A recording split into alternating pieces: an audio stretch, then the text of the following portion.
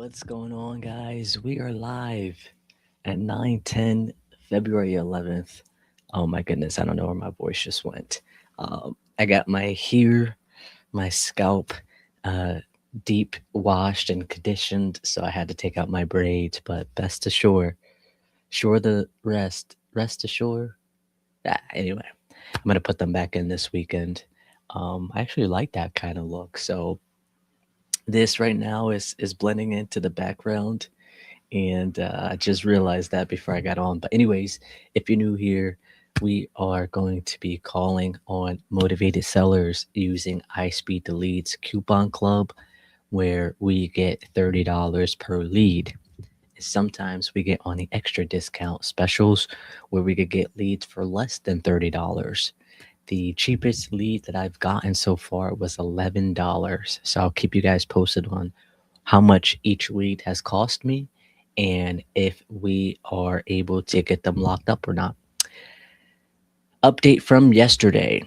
We have a appointment, an appointment next Tuesday that is tenant occupied. I have my main guy Mayron. He's going to go there and take some pictures. That way he could blast it out and market it to the investors.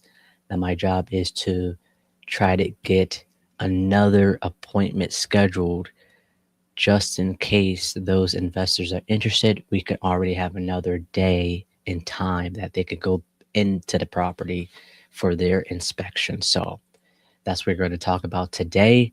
So if I have to mute myself, that is probably what we are going to be talking about when he does call. Without further ado, let's see if we can lock up another deal. Last night, I did manage to get in touch with the sellers that we sent a contract to back on the 26th. And I finally got a hold of him last night. And he said that he will go to take a look at the contract this morning at 7 o'clock. I called them at 8:30. They did not answer. So I'm going to give them another try today, right now, and then we are going to get started for our day. So let's get started.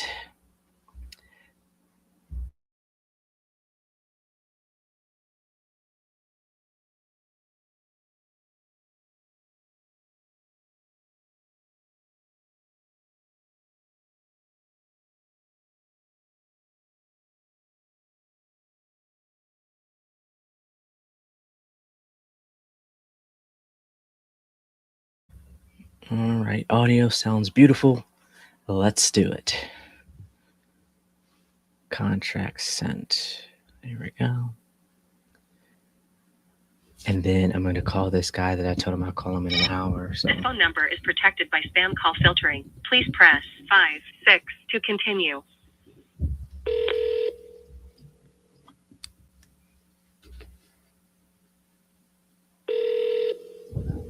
Come on, pick up.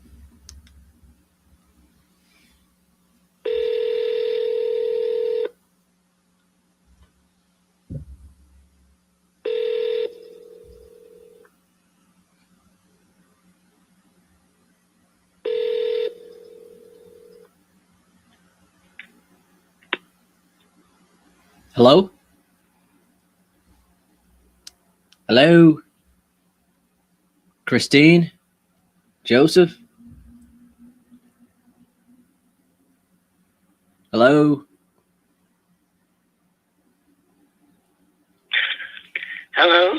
Hey, Miss Christine, is Joseph there? Don't. I'm sorry, what did you say? Hold on a minute and I'll check. Okay. Last time she said Joe? she hung up. Okay, she didn't hang up this time. It's for you. Tell him it's Monte.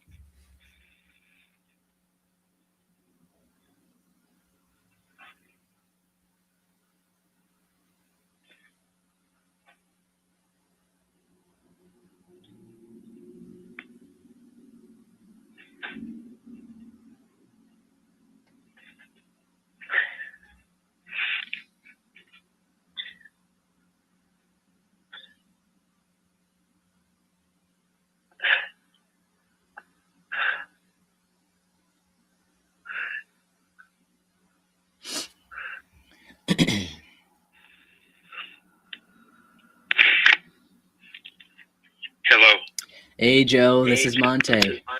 Yes. Did I did I miss your email time? I received your email. I got to review it. I'll call you back when I review it and let you know. Do you have a time for that? I know you said you like to do it in the mornings. I don't have time right now. I tried to get on my email and uh, I had a little bit of problem with it. But I've received your email, so I got to get into it, take a look at it, and see what the proposal is. Okay, could you call me when you do that so then that way I can answer? I'll do that this afternoon or later on this afternoon. Okay, I'll wait to hear back from you. Okay. Okay, thank you. Bye. Bye.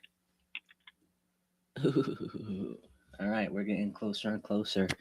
We sent him the contract for 120, and this was 3 weeks ago. And I told him, I was like, hey, we sent you the contract already. We just haven't been able to get a hold of you. So we canceled it. And that's why I'm still trying to reach out to you because I want to make sure before I pass on this that, you know, I'm trying to figure out what you want to do. He's like, yeah, we're still looking to sell. And I was like, okay, I'll resend the contract. I'll date it for today. And then we pushed the closing. He wants it to be the end of April now because he wants 2 months to gather all his things that he wants to get out of there and figure out what they want to do with it.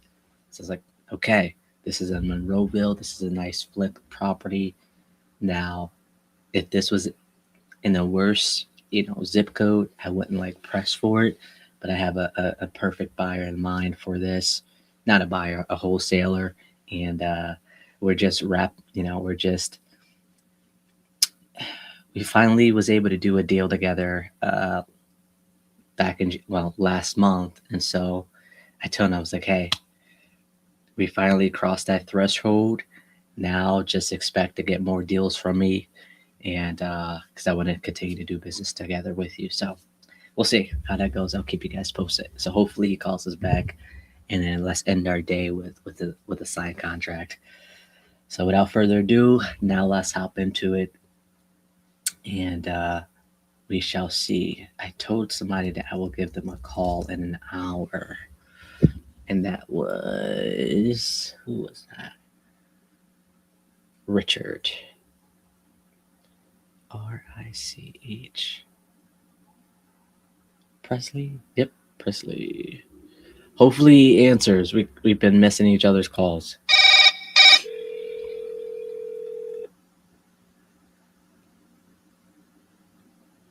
I may have sold one of my listings to him a few years back, I think. Yes.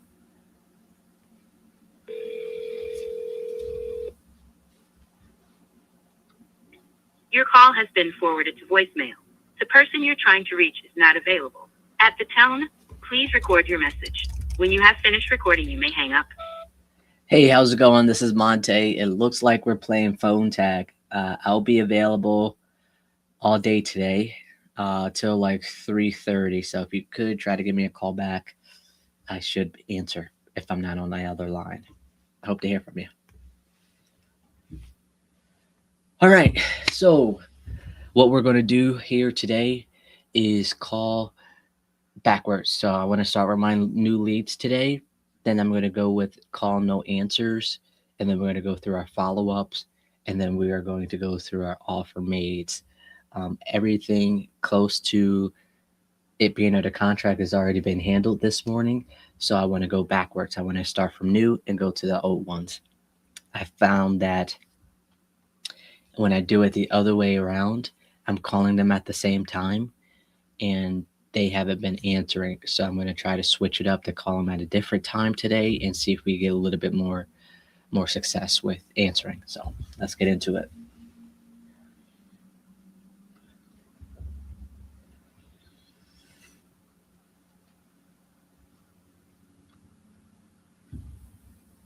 I got to get something that's right here.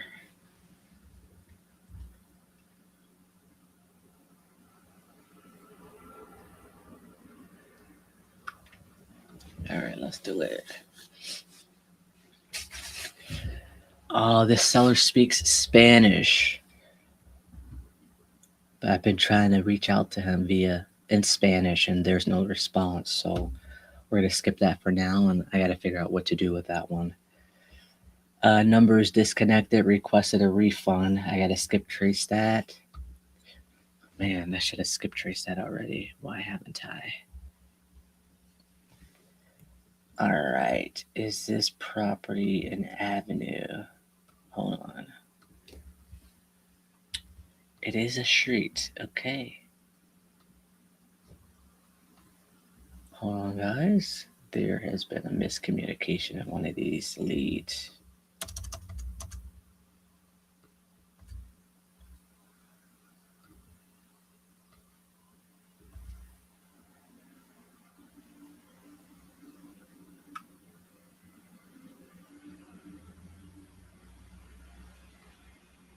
Nope, not this one.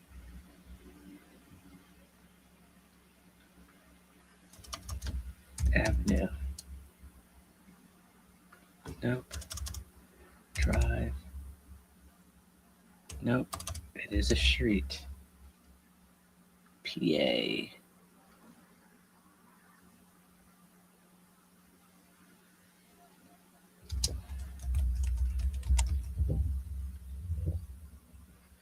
Nope, I'm still not able to pull it up. Okay, we are going to just skip that one for now. If I'm able to pull it up, I will.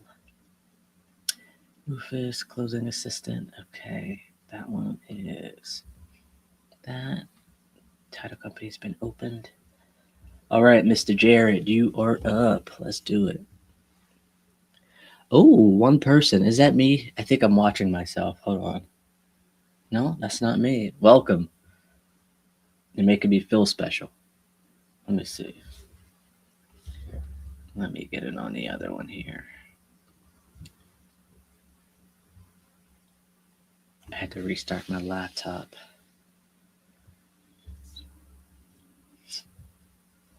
Restart.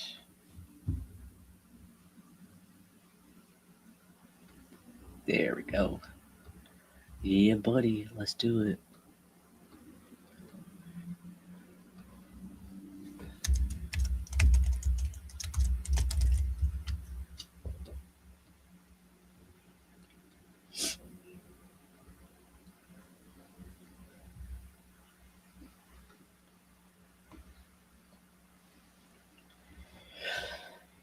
Jarrett.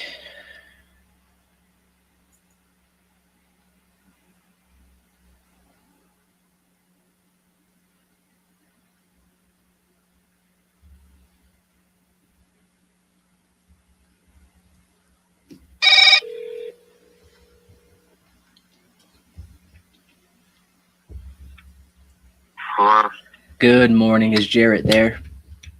speaking. Hey, Jarrett. This is Monte. I'm calling about 29th Street property. That's not for sale.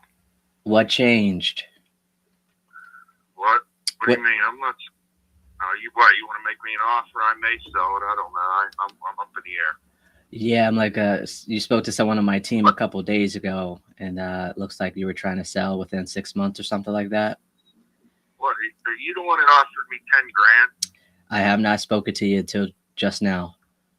Okay. What? If you want to make an offer, you can. That's all.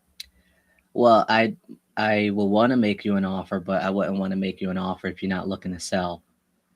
Well, I may. It all depends. It all depends what you're going to offer me. Because the last guy offered me $10,000. If that's what you're going to do, don't waste my time and yours. Well, I don't want to waste any more time than I have to. Do you have a price that you're looking to get? No, not really, but it's a lot more than $10,000, especially in today's market. Right. I see it's tenant occupied. Is that still accurate? Yep.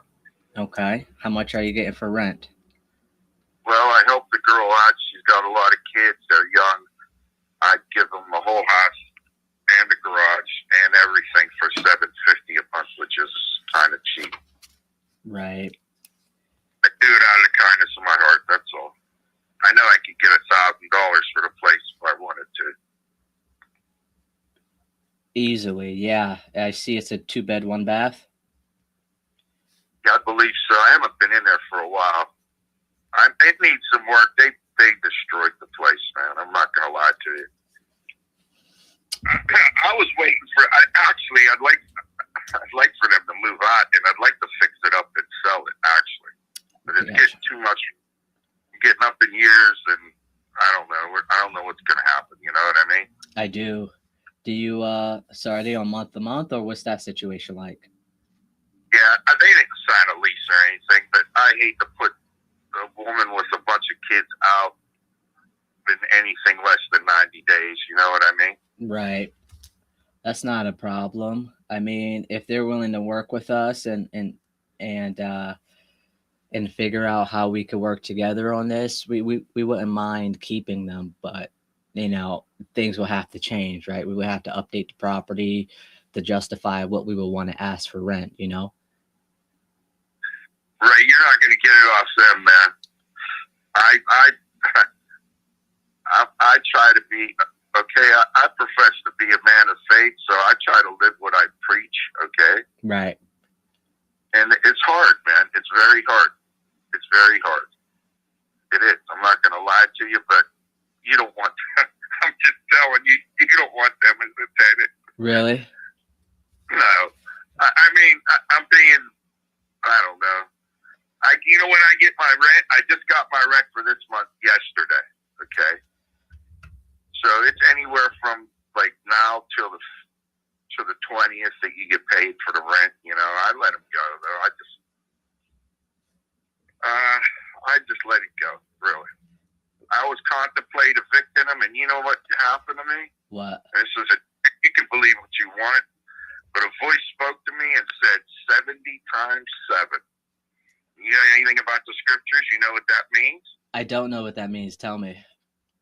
That means when Peter asked Jesus, how many times should we forgive each other? And he said 70 times 7.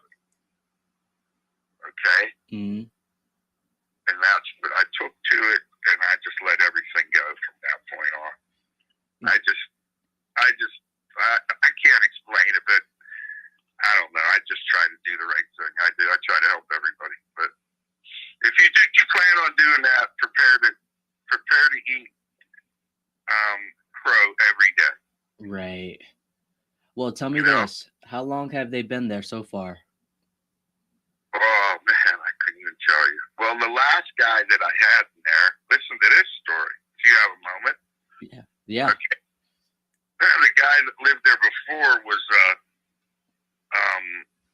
naval retiree, and he had his leg amputated. Okay.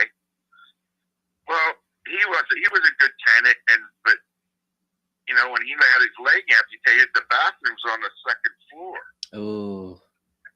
And every time he paid the rent, when I went over to get it, he'd meet me at the door and wouldn't let me in. So I worked with his brother-in-law on the railroad. So I called him one day. I was trying to get in touch with him, and I couldn't get in touch with him. And we went over there. He was dead in there for about 2 weeks. No way. Had about 400, 500 bags of feces in the corner. Jeez. 600 bottles of urine. Plus, he dissolved into the couch, man. Oh, my God. And I'm thinking, Lord, if he would have died and fell on top of that vent, and he would have dissolved it would have went right down into the furnace. I'd have had to change everything in that house. Oh my gosh. It cost me $8,000 to have a bio team come in there and clean the place up. Oh man. Yeah, that's what. How did he die? I don't know. He was just dead on the couch when we got in there. And when we knocked that door open, between the smell of all the feces and stuff and his decaying body, dude, I'm not a gagger, or nothing makes me gag. I got a deer. I've worked in a butcher shop. I can handle it. Yeah. That actually made me choke, man. My buddy threw up instantly. Oh my gosh, I can't imagine that. I don't even want to imagine that. Oh, you can't. Once you smell that, you'll never forget it. Never. Yeah. And especially with like the feces and urine too. Oh my gosh. Oh man. I am so sorry, man. That's okay. But life lessons, that's all. Oh man. Jeez. Well, maybe that's why the tenant is treating you like that, because the guy is haunting them or something. Don't believe in that either, man. When you die, you don't roam this world, man. There's only two forces in this lifetime, and that's good and evil. Right. And believe me, the force of evil will let you believe in whatever you want to believe in. He'll back it up, you know? Mm-hmm. My girlfriend was like that. She says, my grandfather's in. I go, your grandfather ain't in here with you. I go, that ain't grandfather, honey. Whatever. That's hilarious. Man, so Well, Jared, what do you want to do with this one? You want to sell it or no? What are you doing? if you give me a price that's reasonable, I may want to sell it, because I'm gonna tell you what, I'm 64, and I got a house here that's a money pit, and I got that place over there, Mm-hmm. and I'm on fixed income. I'm retired from the railroad. I mean, I get by, but I'm not living high off the hog by any means. Yeah. You know. Mm-hmm. And this is just an added part of my income. That's what I try to do. You know, it supplements what I get from the railroad. Right. But if the price was right, it could be yours today. I like the sound of that. I'm just trying to gauge, what are you trying to get for it? Obviously, I'm not going to say 10,000. Look at, you know what? You're a property man. Look around what the other prices went around there for. Give me a bid, and we'll talk from there. Yeah, I'm doing that. I'm doing that right now. I see one. Well, there you go. You know what to do. Don't play stupid. You know what's up. Yeah, but you think my offer would be? But Huh? But what? You think my offer is going to be higher than what you want? I'm hoping. Oh, that's good. That's the whole object, dude. I'm in the same game you are. You know? So I'm seeing similar properties. I'm not gonna lie to you. Yeah, no worries. I appreciate the honesty. It helps me out a lot. You know, and the one guy called, and we went through this whole conversation just like I'm having with you. And he goes to me, "I'll give you $10,000 for it." And I go, dude, you just insulted me and all the time that I put into talking to you. I go, you know what, man? I go, come on. I go, be reasonable. Anyways, $10,000. What can you can't even buy a vehicle for $10,000? Right. You know why he said that? He's probably just throwing out a number to see what you would say. You know. Well, he knew what I said when I hung up on him. You know? Are you gonna hang up on me if I give you an offer? It all depends. If it's anything like that, yeah, maybe. Well, it'll be more than 10,000. I could tell you that. All right. You know what? Why don't you call me back? Do your research. Call me back. No. I'm already doing it while you're on the phone. I already got a number for you. Okay. Give me a number. I got 25. Oh, that ain't good, man. I can't do that. You know what I'd rather do, dude? I'd rather get them out of there. I got a man that does some work. I'd rather give him 10 grand and turn him loose, and then sell it for 50 or 60. Okay, you know? So you're looking to get 50 for it? I don't know. Oh, come on. I really don't know. I hate to say yes, and then I'm stuck with that. I need that every month from the tenants. Even though I don't get it on the same day, they usually do their rent. You know what I mean? Right. And that helps me make it. That's why I'm in no big hurry to sell it, really. Nope, put it back. But I'm trying to time it out with how much longer I think I'm going to live, and then I would sell it. You know what I mean? Yeah. I don't think anybody has a general idea how long they're going to live for. Well, no male in my family lives past 79, so what makes me think that I'm going to be any different? Well, I mean, at least you got 25 years. 3, 4, 5. 5 of them. 5 of them. All my brothers, my dad, my uncle. You know, why am I any different? Wait, how old are you now? Are you 54? I'm 64. Oh, yeah, you're getting close, huh? Winding down. Hey, as far as I promised to anybody, man, the Lord says I can get deep in the night. Yeah. Listen, Jared, I like you. Let's see if we can do business together. So, what are you trying to get? I don't know, bud. Honestly, I don't know. I really don't. I'm being honest with you. I don't know what I'm trying to get. But you don't know. I haven't even looked into it. No, I haven't looked into it because, like I said, that money, I hate to do. If I say, yeah, I sell it, then you give me what? Say you give me 50. How long is that 50 going to last me? You know what I mean? Yeah. Do you Then own I have to my investment money that I'm saving for when I move from here.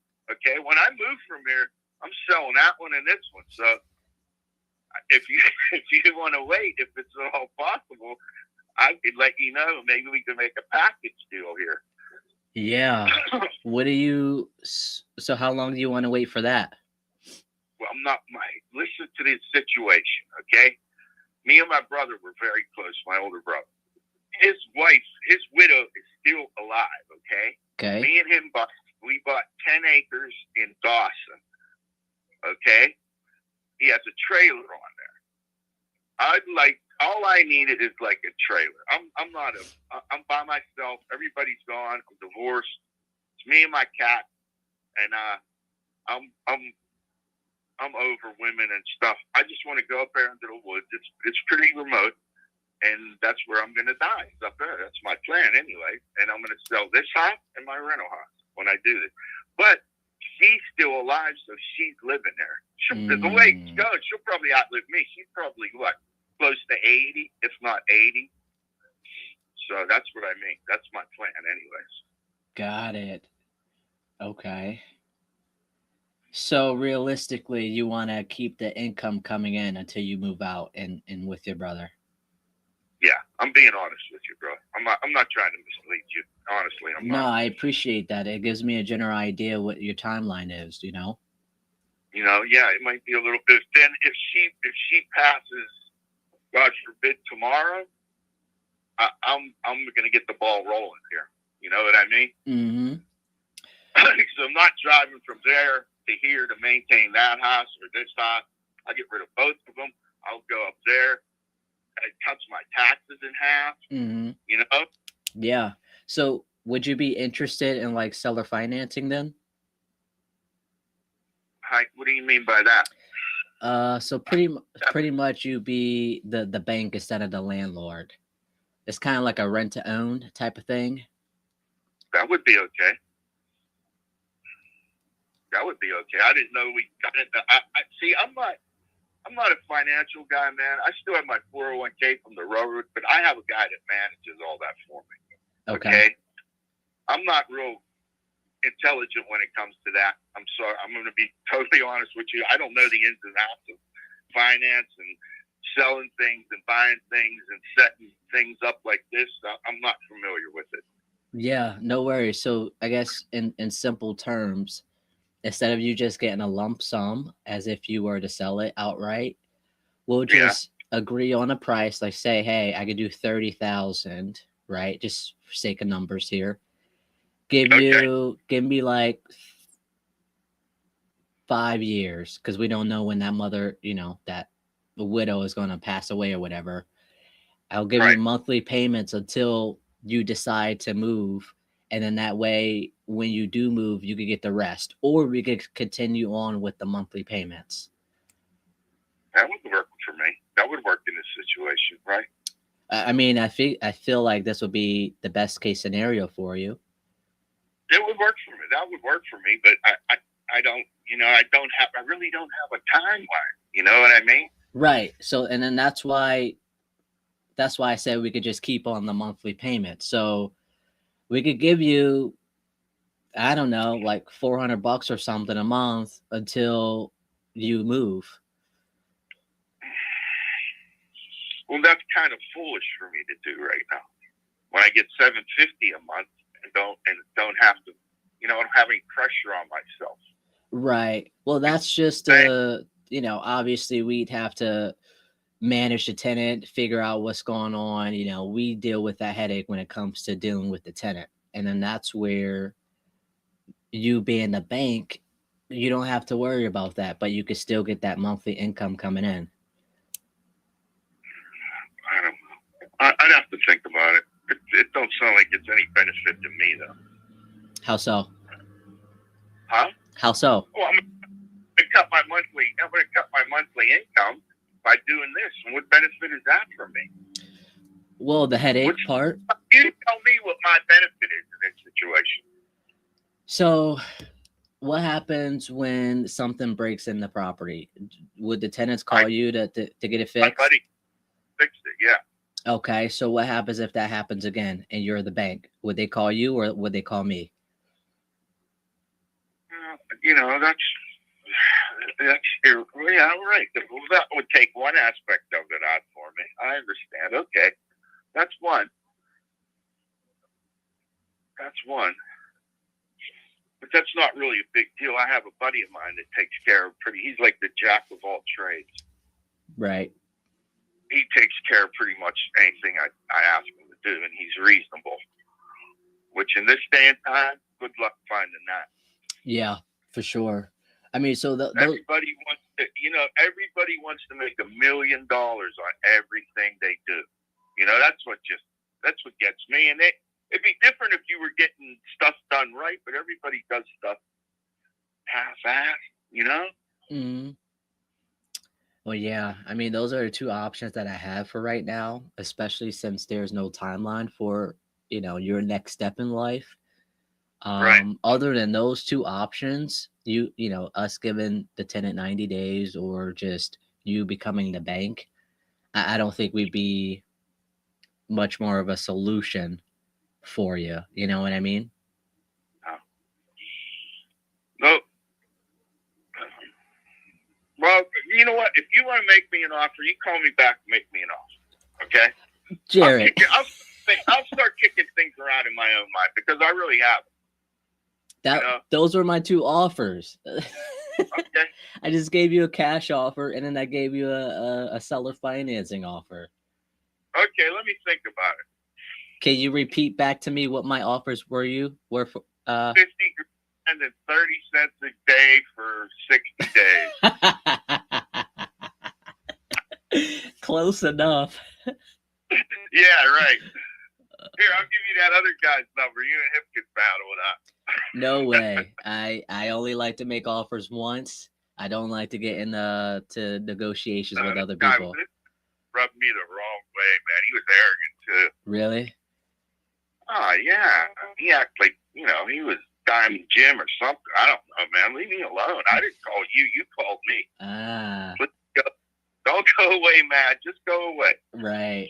Hey, well, I'm honored that you didn't hang up on me yet, so I appreciate that. I don't talk to anybody, man. I'm a real man. I try to be upfront. I don't pull no punches, man. I don't. As much as it may bother you or me or something might not agree with you, I'm straight up with you. I don't go to anything. I don't double talk anything. I tell you what I think and what I feel. That's all. Yeah, and I appreciate that, and it helps me, figure out what to do with you on my end. So hang up and move on. Simple as that. Oh man. All right, man. I gotta run. So how long you need to think about my offers? Give me a day or two and call me back and we'll talk again. All right, I'll call you Friday then. All right, buddy. All right. Bye-bye. Bye. All right. So yes, he didn't hang up on me. I'm seeing that properties close to his condition. So we have 2-bedroom, one bath. The two comps that I'm seeing are 1,000 square feet, and they sold for 22 and 31. Obviously, I didn't want to go like 15 because I feel like that would be insulting. So I just said 25, especially since he's already renting it out for 75. I feel like we got some wiggle room in that, and then we could, increase the value, get that $1,200, $1,300 a month for rent, and we could easily be in the property for $60K, which will still be in our 2% rental rate criteria. Um, 2 bed, 1 bath. Tenant is horrible. She pays, but pays late. Long-term tenant.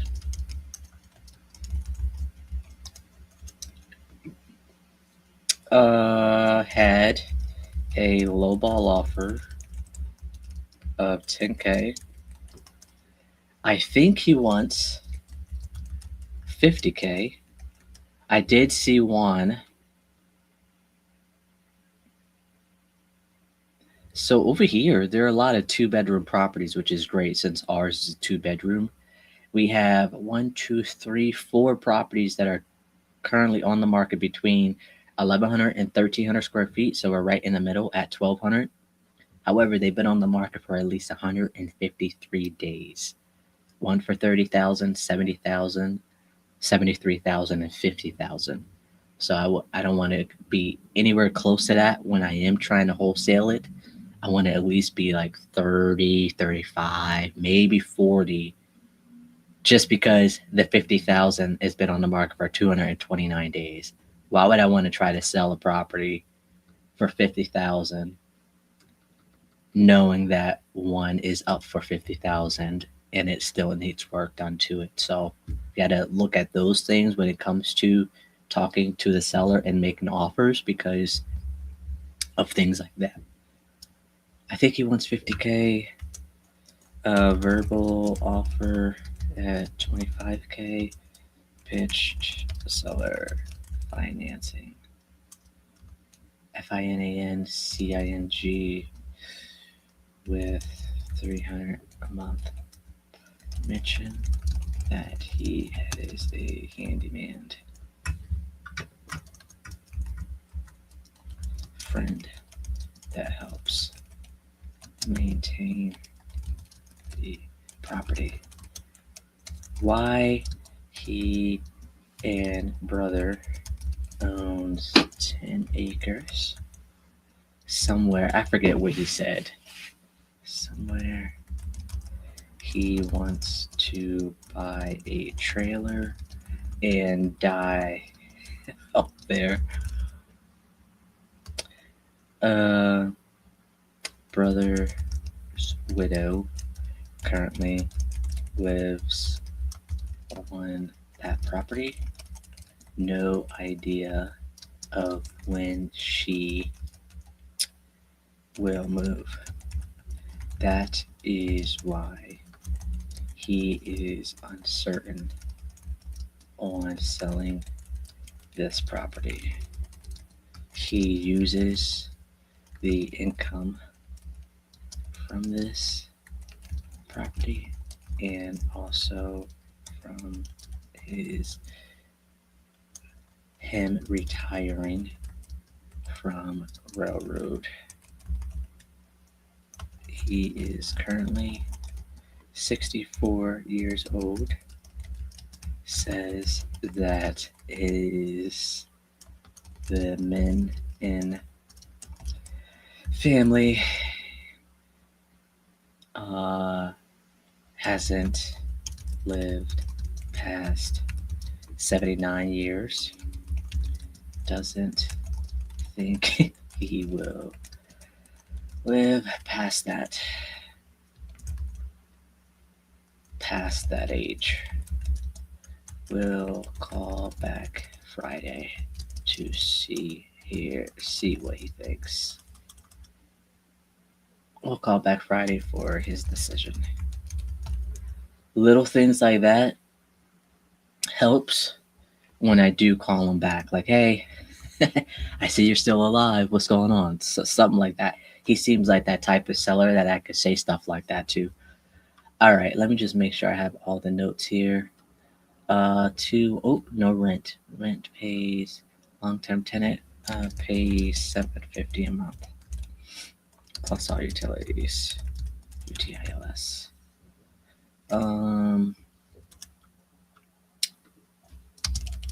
Once 90 days for the tenant. 2-1, 750, 90 days. They pay late. He retired. Motivation. Boom. Got it. All right. Let's set a reminder to call him back Friday. What has he DECID? Question mark. Ooh, Friday the 13th. Is anybody into that type of stuff? All right, we're gonna move him to a follow-up. I'm missing something on this. Let me see my comps that I pulled up. Okay.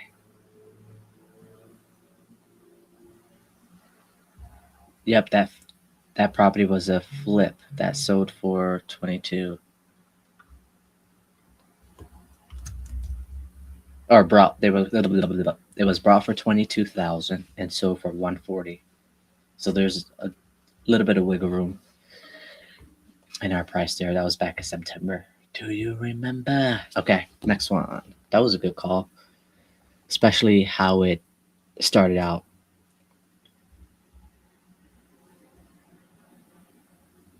I have to go to the bathroom. I swear, my body knows when I'm on live. Again, don't you have to go to the bathroom, Monte? All right, 8th Street. All right, Miss Karen, let's see if we get a hold of you. This is Karen. Leave me a message. At the tone, please record your message. When you've finished recording, you may hang up or press 1 for more options. Hey, Karen, this is Monte. If you could give me a call when you can. Thanks. Let me tell him I'm live right now. No.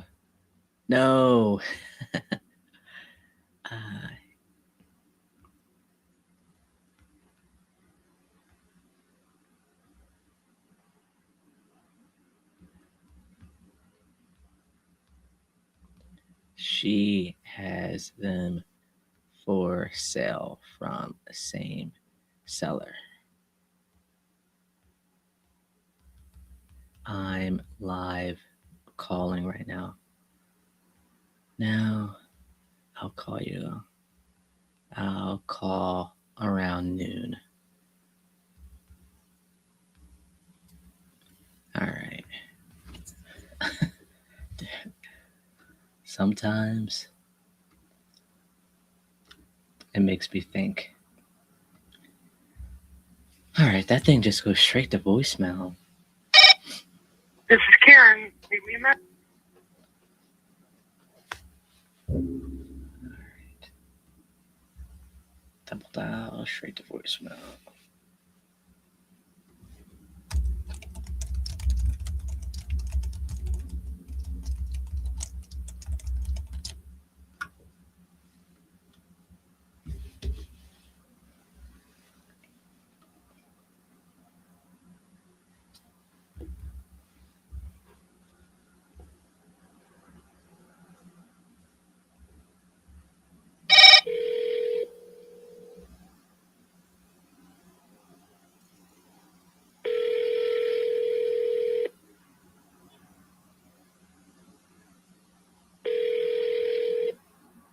Hello, Hey, is Eugene there? speaking. Hey, Eugene, this is Monte. I'm calling about Martha Street property. Yes. Yeah, looks like you. Go ahead. No, it looks like you spoke to someone on my team about selling that. Was that still the case? I'm not doing anything with it at all right now. That's something I said maybe looking at this summer. I Not see. right now at this moment. Okay. Is there a reason to wait so long? I'm on Social Security, so I have to abide by the. I have to abide by the rules that go along with that. There's a certain amount of income that I'm entitled to per year, and I have to stick within that or I get penalized. Gotcha. And then you live here, I'm assuming? No, I don't. Oh, okay. So it's a separate property. I had got and used as a rental for a while, but some different things happened, and it's no longer occupied. Got it. And so you have to wait until the summer to sell it? Before I can make a move on it, yes. Got it. Okay. Do you have a price in mind or anything like that? No, I don't. And no, I don't. That's all I can say. I don't right now. I'm not sure because I know there's some other things going on with the property, and I need to find out what all those details are first. I see. Okay. And before you go, Eugene, how long has it been vacant for? Oh, let's see. It's been vacant for about 15 years, maybe 10 years for sure. Wow. Yeah. Do you think you owe any back taxes on it? Yes, I do. That's some of the things I have to check out and find out how much it is and that sort of thing. Gotcha. You have that information already, or no, I don't. Okay. No, I don't have that information. I could provide that information for you if that's something you're okay with. Sure, that'll be fine. All right, hold on. Let me get the number for you. I was talking to somebody yesterday, and they were in a similar, not the similar situation, but the property's been vacant for 10 years. And yes. I told them I could give them all the information they need. And they told me that they don't want the information because if they do call, that they will start to get bothered by them and then they'll be forced to pay. And I go, well, at least you know how much you'll have. And they go, no, I'm not interested anymore. And then they hung up on me. So I'm glad that you're wanting to know this information, you know? Sure. All right. Let me know when you're ready for the number. Go ahead. It's 412-835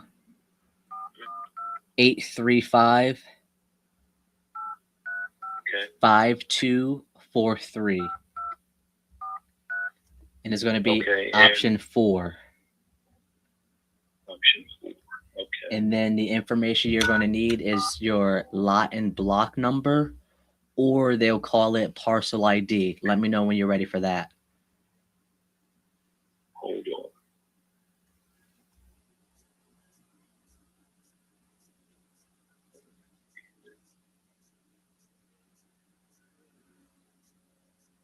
All right. You said,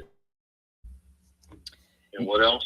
They'll call it either the lot and block number or parcel ID. Parcel ID, okay. All right. That number is...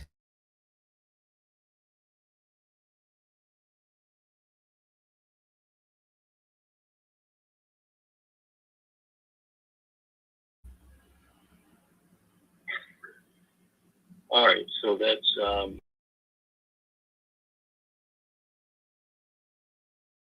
yes. The lot and parcel ID. Okay.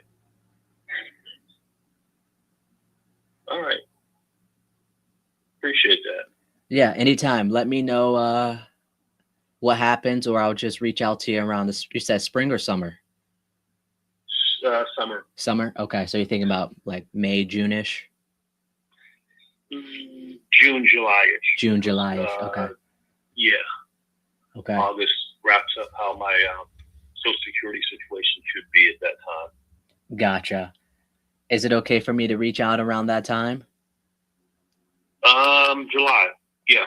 July will be fine. And I should have made this phone call by then. Okay. All right. Well, I appreciate your time. Hopefully you get all the answers you need, okay? All right. Thank you. Bye. Bye. Nothing much we can do there.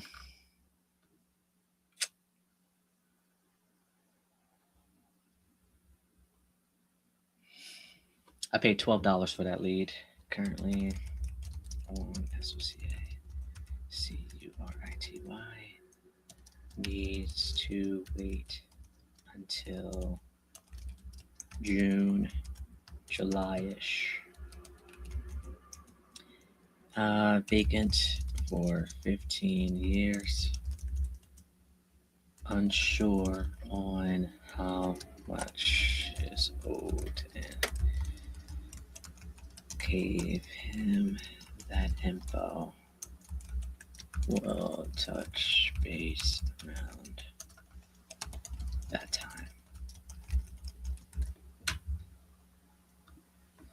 Okay. I took him off of my campaign. And that door is killing me. Hold on.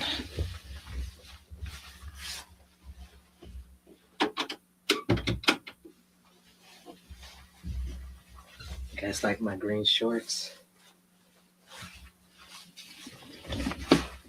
All right, there we go.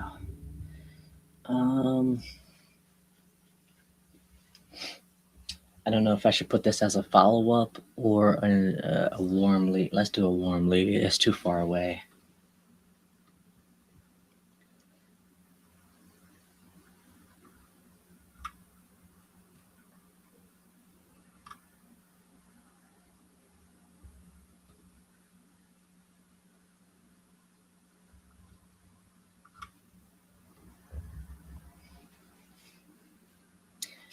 I like to keep my follow-ups within like 2 months.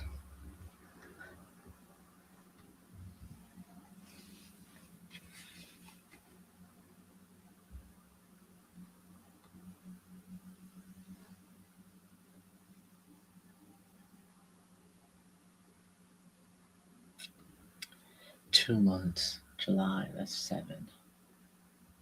So May, June, July.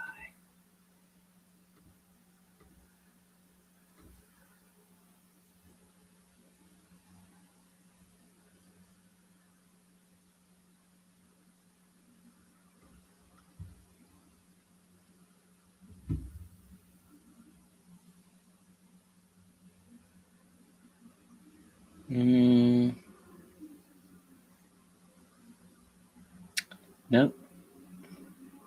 Goes out May 11th.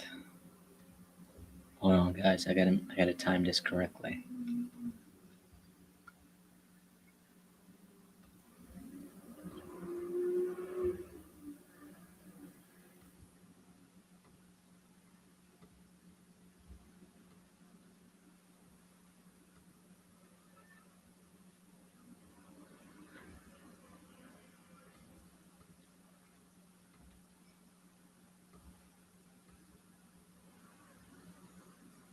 All right, there we go. Let's get to the next one. We need to get these new leads out of here.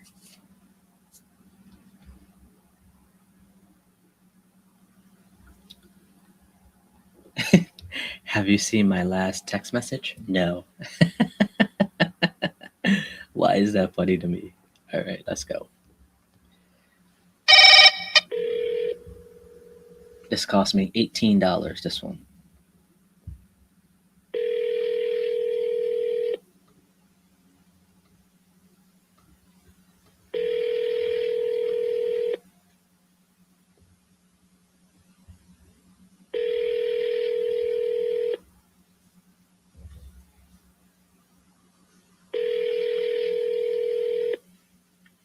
Hello? Hello, is Edward there? He is here, but he is sleeping. May I take a message? Yeah, this is Monte. I was calling about the Woodward Avenue property. Okay. Yeah, he spoke to someone on my team a couple of days ago about selling that property. Okay. I apparently wasn't here, but okay. Yeah. Is this Miss Mercedes? No, this is his wife. Mercedes has passed away. Okay. So, sorry about that. Are you? Okay. Did you know about him wanting to sell the property? I knew he was talking about it. Yeah. Okay. That makes it a lot different. Are you on the same page with that or no? I'm ready. I've been ready to sell that house, but I'm not on the deed or anything like that, so I can't help you there. Gotcha. No worries. I just wanted to make sure you guys are both on the same page, though. Right. Yeah. Yeah, you're going to have to talk to him. So I'm not in charge of anything. No worries. Except his appointments and everything else. Yeah, I hear you on that. What time do you think I should call back? After 12. After 12. Okay. I'll try to reach out maybe around like 1:30 or something like that. Okay. Awesome. Thank you so much. You're welcome. Bye. Bye-bye. All right. Mercedes has passed away. Spoke to wife. Edward is sleeping. Best to call after. What in the world? All right, so I'll call back at 1.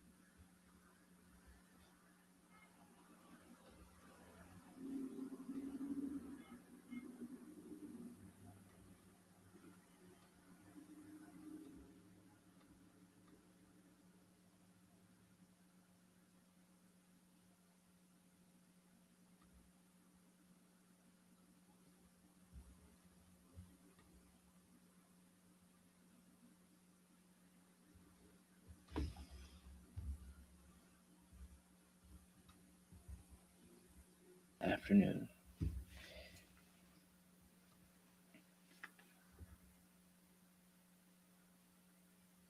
I can't get a refund for that.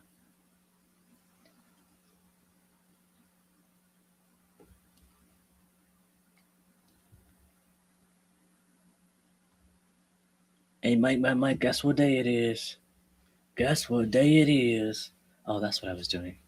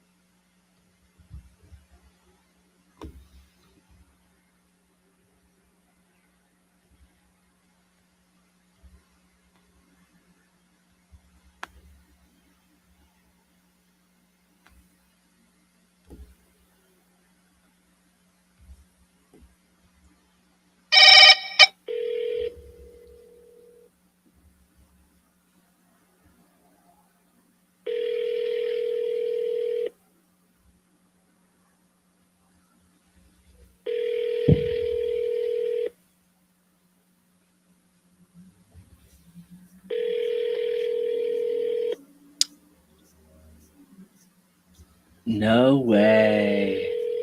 Your call has been forwarded to voicemail. The person you're trying to reach is not available. At the tone, please record your message. When you have finished recording, you may hang up. Hey, Amy, this is Monte. If you could give me a call when you can. Thanks. No way.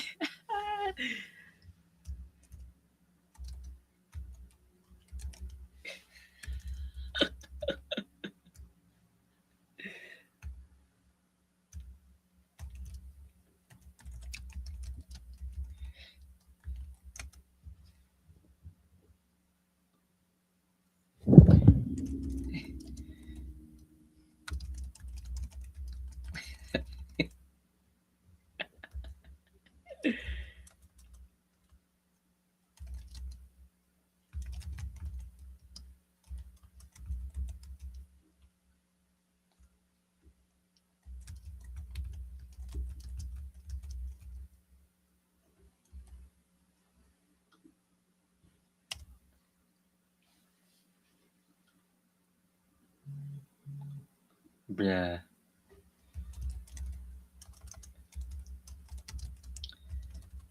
An agent sent me 2 properties. I sent it to my guy Derek, and he goes, "I already have them."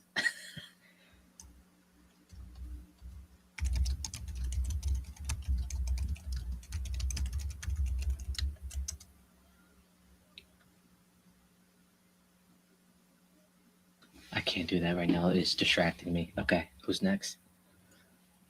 Four, 2, 6, 5, 5. Okay.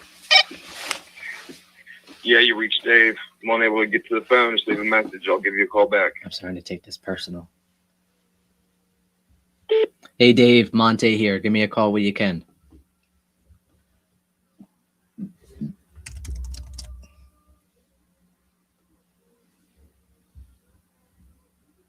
You guys see my lava lamp right there?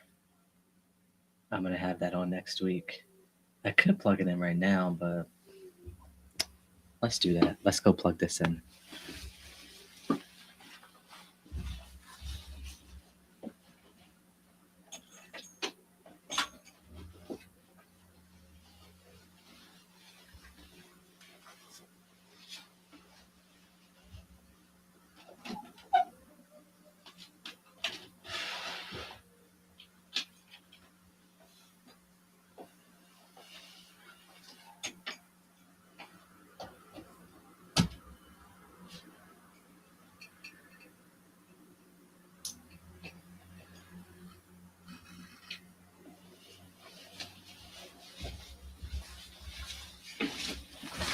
There we go. Got the lava lamp right there in the back. All right, Dave, we just called you here.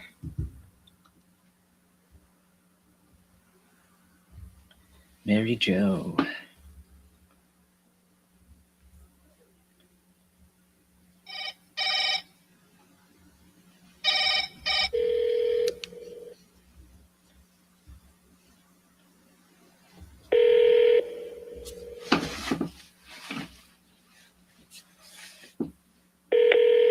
Come on, Miss Mary Jo.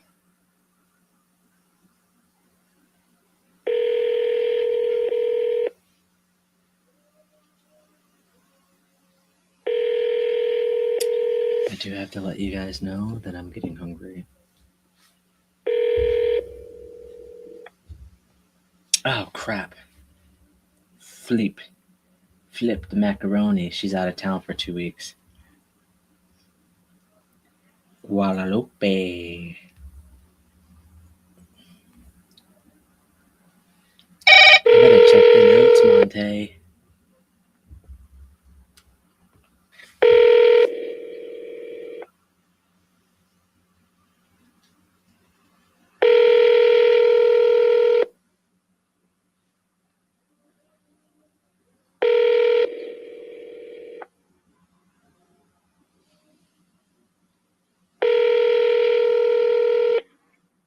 You've reached 412-429.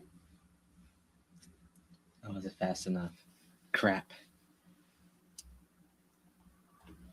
That's a landline. I can't send him a text, so let's call him back. You've reached 412-429. Please leave a message.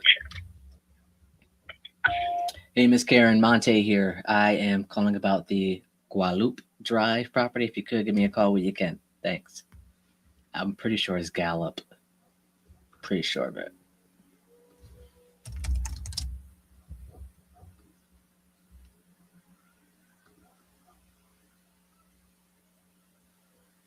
Okay. These are all of our no answers. Outlook. We got a hard stop at 12 today. This phone number is protected by spam call filtering. Please press 3-7 to continue. Come on, Gary.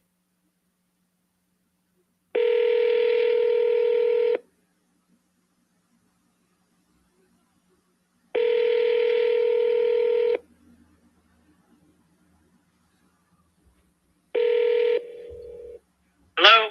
Hey, is Gary there? This is Gary. Can I help you? Yes, this is Monte. I'm calling about the Outlook Drive property. Oh yeah. Sorry, I didn't get back to you. I've been traveling. So you're interested in the home? Absolutely. What, so tell me who you represent, what you do, that type of thing. Yeah, well, I'm a private investor, so I have my own company, but I'm also an agent as well. I'm licensed through Deacon Hoover Real Estate Associates. So if we were to buy this property, I'd be buying and holding it, and or fixing it up and selling it on the back end there. Okay, so you'll do one or the other. Okay. One or the All other, right. yes. What are you trying to get for it? Well, I've been looking in the area. I mean, they're all going roughly anywhere from low end 185 to high end like 250, depending upon what's in it, that type of thing, and the size. I've not really put a number on it yet. I've had several offers. I'll be truthful with you; they're all in the high 190s. Some of them are in a similar situation with you. You know, they're either going to rent them, buy it, or refurbish whatever they can. They need to refurbish on it if they want to, or just rent it.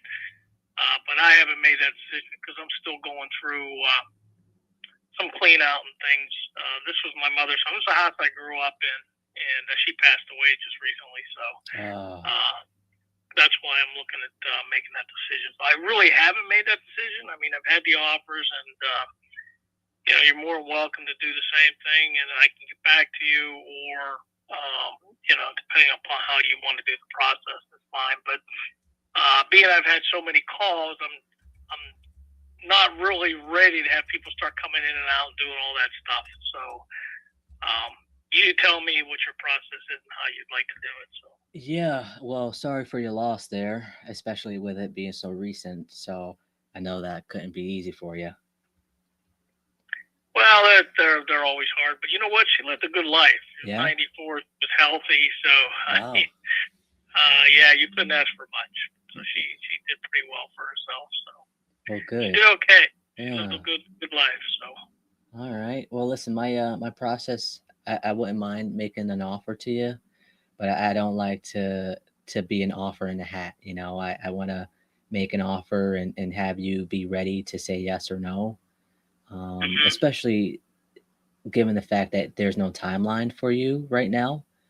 Right. So who says I get you an offer and I reach out to you in a month or so and you're still undecided on what you want to do.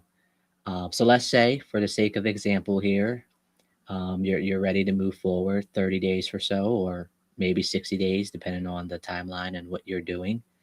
We typically make an offer. You say yes. We get a purchase agreement sent out to you via electronic signature or DocuSign, as some people would say. We'll go in there, take a look at the property, and if the property matches up to what you're saying and what you told me about, we're okay with moving forward in the process at the specified purchase agreement or offer that we made you. Typical timeline for closing, about 30 days or so. Sometimes it could be a little longer depending on if there's a mortgage or liens or something like that, or title issues. No, it's free and clear. Great. So the since that process will be a little bit faster, but we could also work on a timeline. If you want to do 30 days, we could do 30 days. If 30 days is a little too fast for you, then we could push it out. That's pretty much as plain and simple as I can go. It sounds like you're cleaning out the property. We could also look at possibly listing it for you. So that could be another conversation that we could talk about when the time comes. But generally speaking, we talk about the property. I give you an offer. If you say yes, we send out the purchase agreement, and then we go for it from there. Okay. Do you similar to like these other calls I get where if you come in, you make an offer, and then am I on the hook for any other responsibility? I mean, I've been doing a lot over the years to this. New kitchen, new bath, new doors. I mean, I've been upgrading a lot over the years. this home is moving condition. So I don't know. I don't know how some people do it. Do you take an offer and then if you want to replace anything, it's my responsibility, or do you do it, or you tell me? How do you normally do that? Yeah, so what you're saying, that usually happens when you list it with an agent and the buyer is requesting for, repairs to happen. That is, Sure. yeah, the buyer can replace that, but then they'll ask for you to credit that, if that makes sense. But if you're dealing Sure. with something off market, no, we buy it completely as is. Oh, okay. All right. Well, I mean, right now, if you would make an offer, I'd take a look at it, but I'm not ready to actually move. I would probably say anywhere in a 3 to 4 month time frame, to be fair, to allow me to get everything done in between work and everything else. So, I mean, a lot of it's already gone. There's still a little bit left, but I would say it's, at least 3 to 4 months. Gotcha. So, question, are you in the midst of updating it or are you in the midst of cleaning out the property? Well, the updates I've done so far, they're all done. I could, I'm just still in the process of cleaning out things like that. So Gotcha. That's why I wanted that little bit of extra time, and that's what I've been telling people like yourself to call. And they keep in touch, and they'll call me back and say how you coming, that type of thing. So, Yeah. Honestly, Gary, I think your best bet is to list it, given the fact that it's already updated. Okay. I do think you get a little bit more for it, given the fact of what has sold recently in your area, even on your street. You have 3 properties that have sold within the last 3 months or so. Now, obviously, that'll change because you want 3 to 4 months, but I think you could get a little bit more. Yeah, I know. People like yourself probably, obviously, you're going to come in a little lower because you might want to come in. There may be something you may want to do differently, that type of thing. I understand that. Oh, yeah. I mean, I would have to because it would be cash. I would have to come in lower for the numbers to make sense for me on the investor side. Right. Yep. And there's a lot of that going on here too. Second, third generations, renting the homes, stuff like that. So. Right. But okay, I mean, you have my number. We can reconvene in a couple months. We can go from there, and I can let you know where I'm at. And, I'll let you know what I'm going to do. Yeah, absolutely. On my end, it says it's a landline. Do you have a cell phone number I can send a text to? Yeah, let me give you my.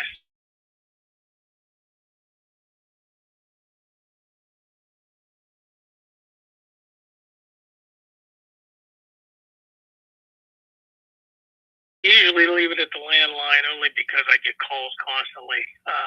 But if you're going to text, that's fine. I can go through that. Okay. Yeah, well, you wouldn't hear from me or my team. I'm not sure about any other people you're talking to or calling, but at least I got a chance to get a idea of what's going on. And then that way I'll touch base, and you say 3 months or so. So what's that? May? Yeah, probably maybe the time frame. Okay, that's when the birds come out. So a lot of people will be out there, so starting to sell their property, Oh, you'd be surprised. I mean, I've had knocks on my door. I've had neighbors, wanting to buy for their kids, and it's crazy. But I mean that's understandable.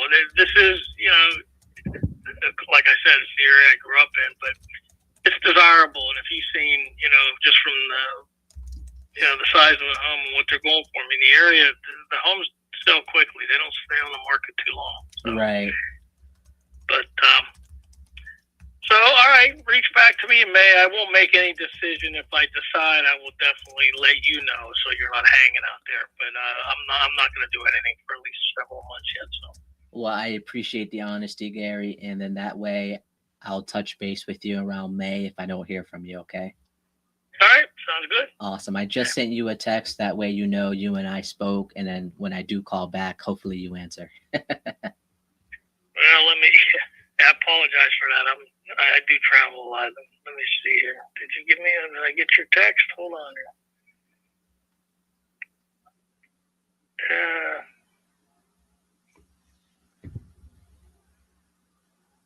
Yeah, looks like I did. Yeah, 912. I got it. Okay. I got it. Sweet. All right. Awesome. All right. Stay in touch. We'll talk then. You know I will. All right, Monty. Thanks. Bye. I figured, I got enough calls from you, so I figured you're hungry. All right. Take All it right. easy. Thanks. Okay. Bye. Bye-bye. You heard that? You heard that? All right. When did I get this lead? I got it January 11th. Yep. Sounds about right. You heard that? He said he got a lot of calls from me. Of course you did. This is a PPC. You entered your stuff online. Nobody called you. You did that. So, of course, I'm going to call you. All right. Let me mark his name or that number as a primary because I got the cell phone number. I'm able to send the text. Perfect. Just because it's so far out in May, I'm going to put this as a warm lead, have it brewing a little bit, and then hopefully we get somewhere next time I call them.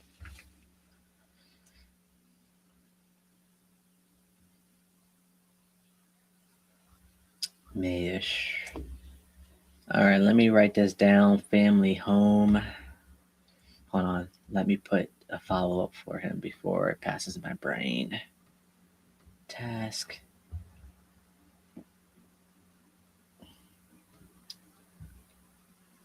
All right, check in with him. Oh, I didn't even know what he does for work. Dang it. 1, 2, 3. Yep, we're gonna do. Ooh, let's do Cinco de Mayo is on a Monday. Oh, it's on a Tuesday. Let's go. I'm gonna call him on Cinco de Mayo, and I'm gonna call him from his cell phone number. So I'm gonna. I'll do via text. I'll text him, and if he doesn't answer, I'm gonna call him on his cell phone via text. That way. I know. All right. So he moved from a no answer to a warm lead. There's an eyelash in my eye. All right. Family home. Grew up in property. Mother just passed at 94 years old. That's amazing. In the midst of clearing out the property and move in condition, DITION, did updates throughout the years.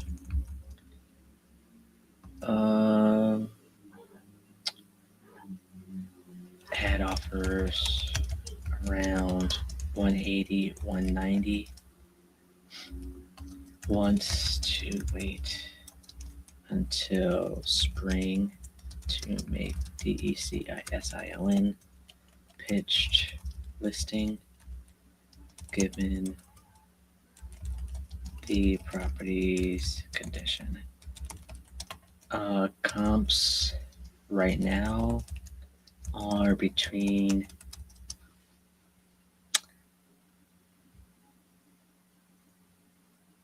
all right, I got 245 and 265. 245 and 265. You guys know I said right now because they sold 3 months ago. Got one at 270. That one sold back in August. Then I got a 200, 245, and a 185. So maybe 265 is a little high. Even right now. So the 3 properties actually on his street is 185, 200, and 270. So either way is more than the 190. Well, you figure minus commissions and closing costs, you could probably still walk away with that. However, you never know what's going to happen when it's time for him to actually make a decision. So, all right, Cinco de Mayo, boom, there we go. We're gonna circle him. We had a good conversation with that. I think we had a good conversation with the first guy, Jared. So let's get to the next one here. All right, Tim. Price 200,000, does have somebody living there, unsure on other things, hung up and may call me back. This was yesterday. Okay. Dude, this guy is so shady right now. I don't know what to do with him. So we're going to try one more time.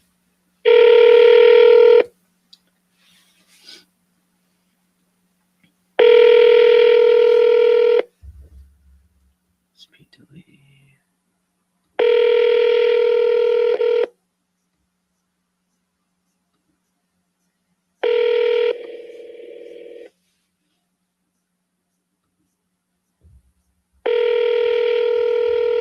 Your call has been forwarded to voicemail. The person you're trying. Double dial him. He seems to answer when I do that. Or yesterday he did.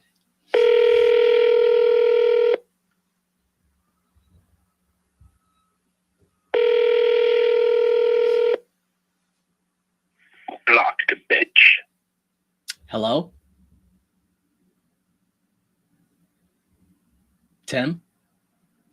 What just happened? What did he say? What did he say? Please leave your message for 7. Nah, he ain't getting off that easy. Let's call him. We're going to call him maybe twice. Please leave your message for. I don't know what he said. So we're gonna hold off for now. We're gonna mark him a dead lead and see where we go from there. I can't do that. There's more sellers out there that are willing to sell.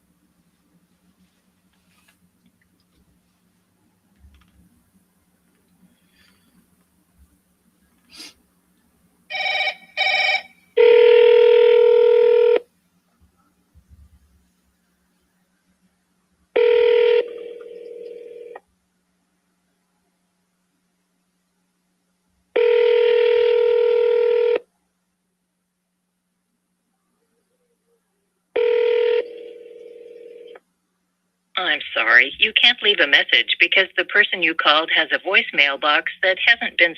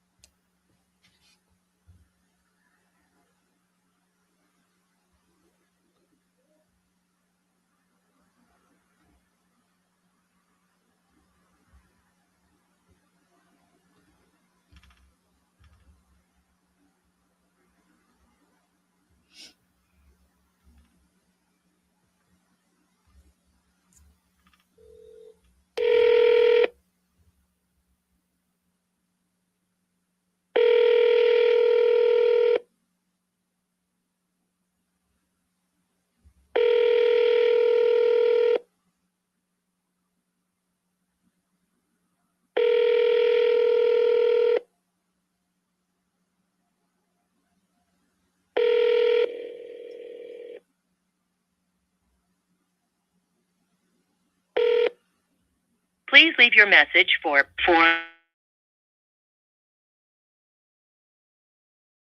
Sorry, mailbox is full. To send an.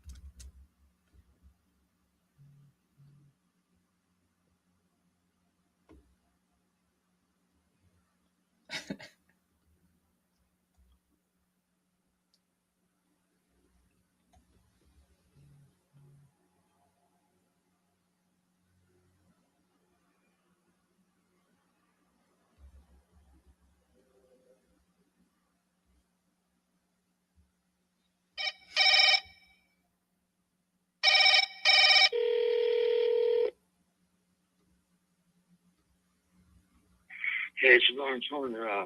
Give me a call. I mean, leave me a number and I'll call you back. Real busy. Thank you. hey Lawrence, this is Monte. The day I speak to you will be the highlight of my day. So if you could give me a call when you can, thanks. I mean, he's like, give me a call. I mean,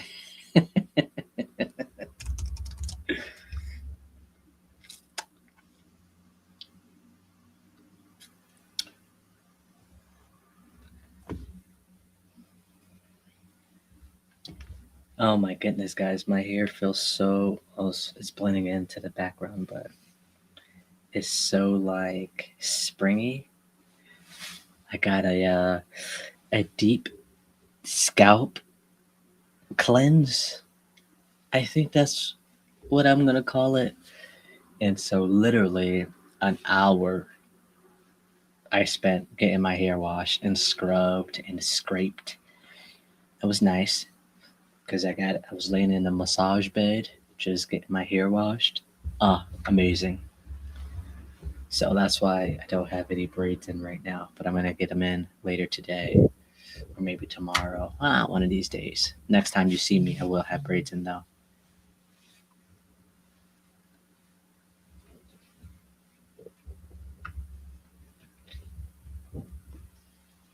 Not that anybody care to ask.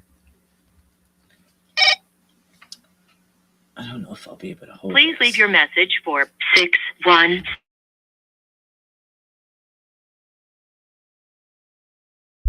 Hey, it's Monte. If you could give me a call when you can. Hope to hear from you soon.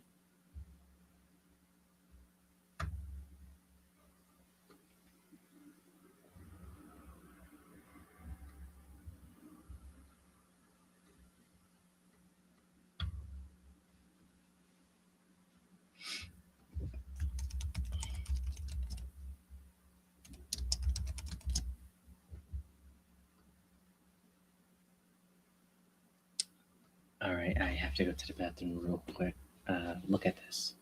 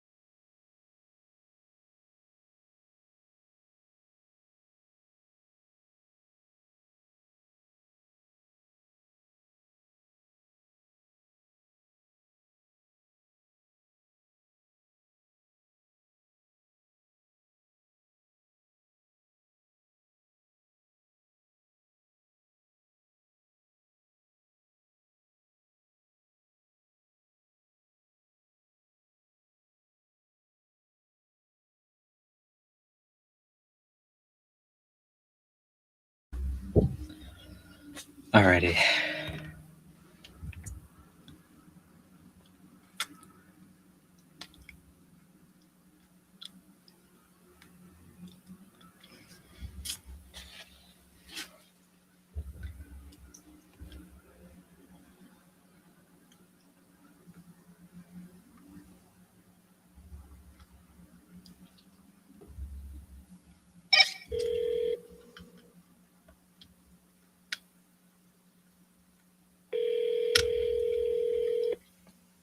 Man, sometimes when I floss, I feel like I'm gonna pull my teeth out.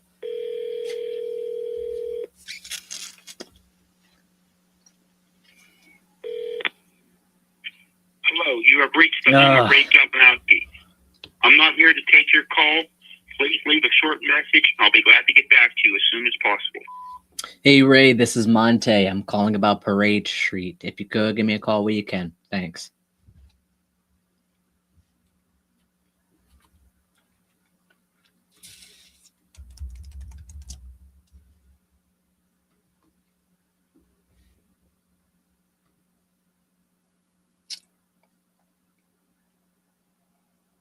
Still not sure. Maybe check in with me next week sometime.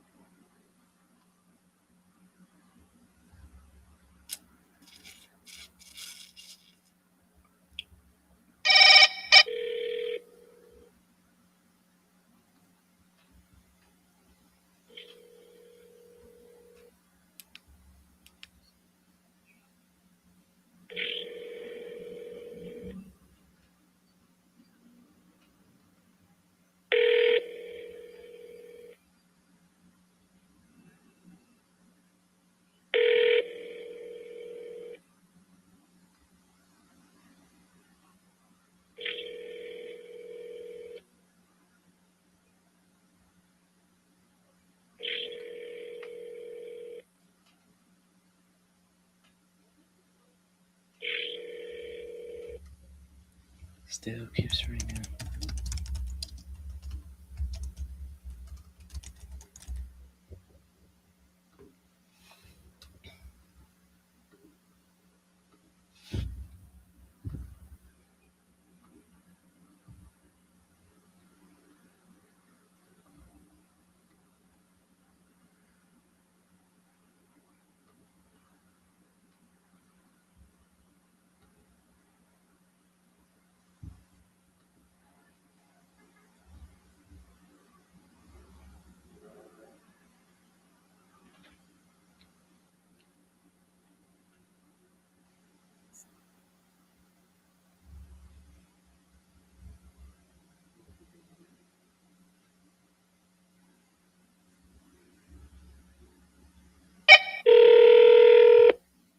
Your call has been forwarded to an automatic voice message system.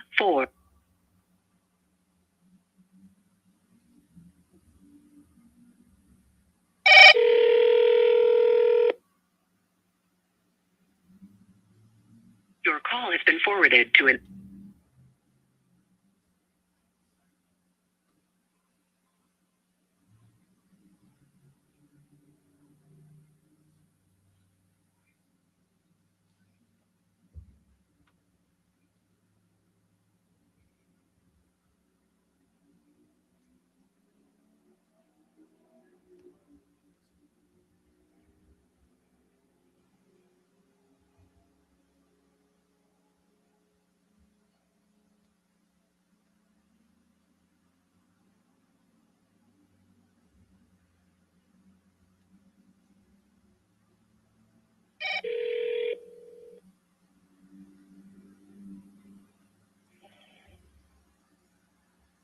Hello? Charles, it's Monte. How you doing? How you doing? I'm not too bad. I just wanted to get on the phone with you real quick about the 14th Avenue property. Uh-huh. Yeah, you guys looking good to close? Am I looking to close? Yeah, you're under contract with somebody. I'm checking to see if you guys are looking good to close. They haven't reached out to me yet. As far as what? As far as nothing. Oh. So did the title company reach out to you yet? No. Okay. So you signed it with somebody and they haven't gotten back to you yet. Correct. And it's been 3 weeks so far? Almost. That's not a good sign, if I could tell you from experience. You know what that means? What that mean? That means they didn't find another buyer for you because the title didn't get started yet. Yeah. Yeah. So I guess their talk is cheap. sounds about right. Well, what do you want to do? I think you should call them and check in because I don't want to say that and it be the opposite, but they should have gotten back to you. Yeah. I'll just wait till the time expires on the 22nd. Oh, okay. Well, that's another week or so. I guess I could wait another week or so. Yeah. Do they have a cure notice period on there? No, they didn't. I just gave them 30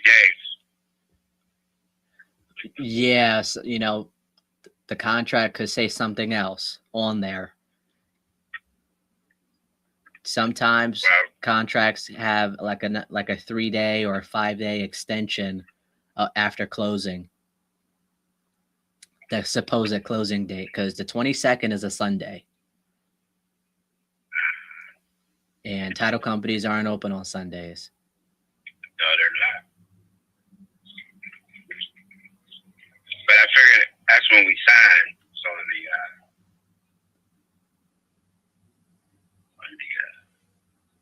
22nd. Right. Well, do you have it in front of you? Yeah, I have to pull over. I was driving Oh, geez. Okay. while you were talking. Pull over. Seats.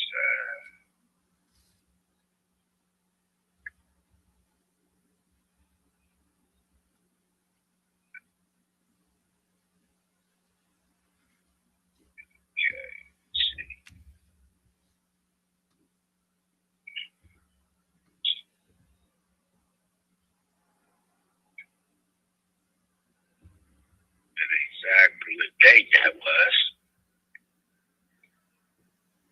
It was on the 22nd.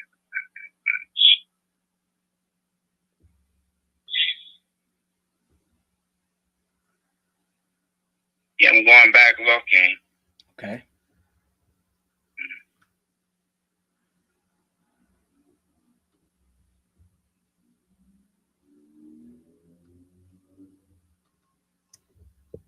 My email. Is this it right? No, that ain't it.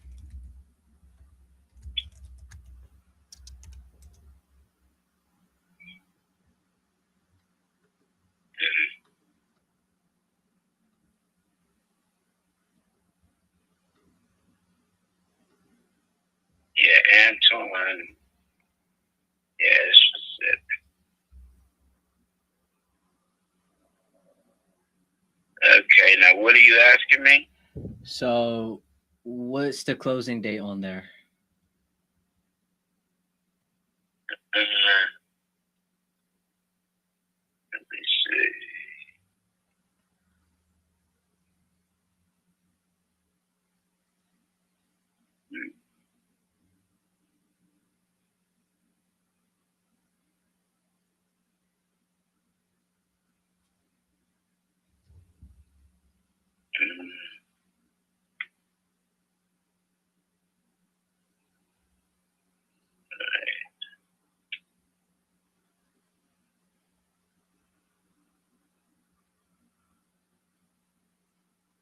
closing costs and blah, blah, blah.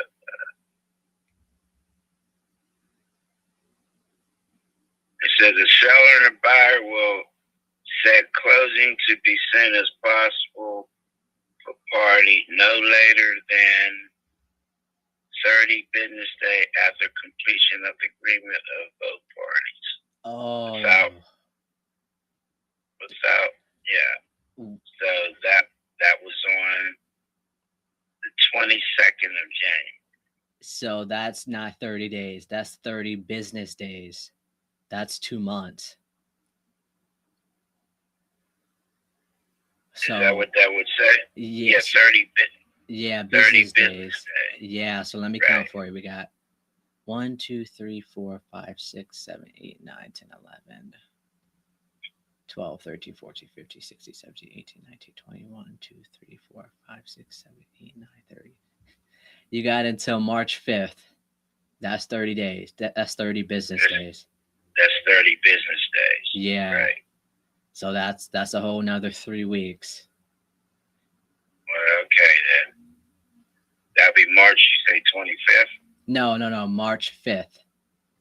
March 5th. Yeah, that's 30 business days. Okay. Does it have an inspection period? Let me see. Okay. What would that be under? I don't know what that contract looks like. Everything on mine is on the first page, so. Yeah, no.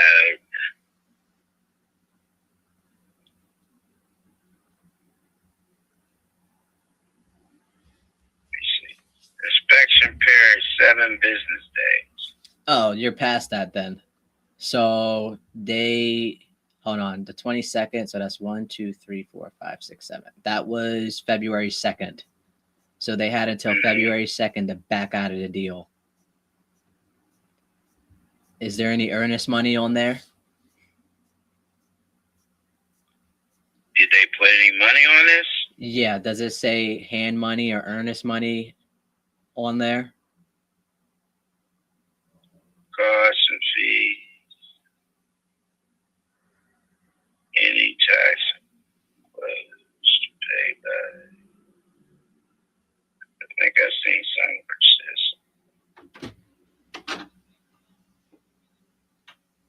No. Okay. So It says earnest money to be held in escrow by title company or attorney. does it say how much? No, they didn't say. Okay. So that means that they didn't put any money down in order to start the process for the title company. Mm-hmm. And they had until the 2nd of February to back out of the deal. So if they back out of the deal, they're not losing any money because they didn't put anything in the earnest money to send to the title company. Right. It just says sales. It just says purchase price sale agreement, convert property buyer.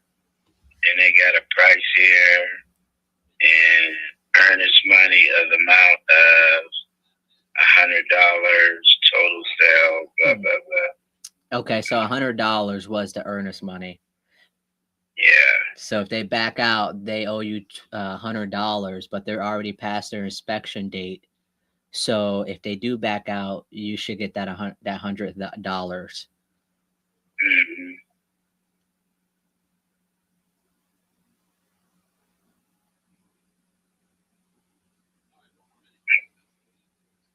So they back out, they should give me that $100. Yeah, well, the title company should release that to you if they put the $100 down. Mm-hmm. Does it say the title company on there? No. So how are they going to buy it without the title company being on there? They don't put the title. They ain't got the title company.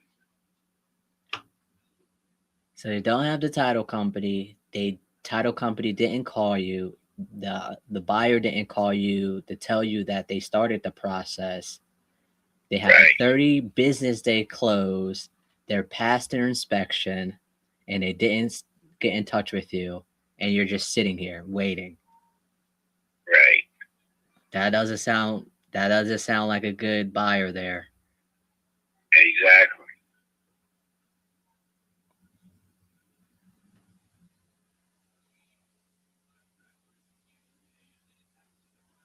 I go through this all the time with these people trying to flip properties. No You way, don't know Jose. You don't know the real. You don't know the real buyers or not. Yeah, that's not how I operate. Obviously, we spoke, what was it, 4 times already?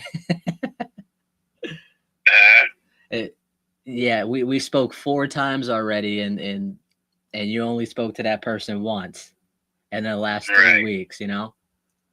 I spoke to him a couple times when he wanted me to sign. Yeah, I bet, you know? After that, I ain't heard from him. That's what I was thinking. Hopefully they don't put a lien against your property. Huh? Hopefully they didn't put a lien or a memorandum against your property if you don't sell with them. Well, they can't do that until the contract's up. No, they can do that. It says that in the contract usually that they could put a memorandum against the property without your consent. Without my consent? Yeah, because you already signed the contract, so that you signing it is kind of your consenting to their terms and conditions. Okay, and when would that term and that condition expire? I don't know. Hopefully, well, memorandums, they usually expire when the property sells. So in the case, they could put whatever amount that they want, and in order for you to properly sell the property, that's a lien against it, so that lien will have to be paid off.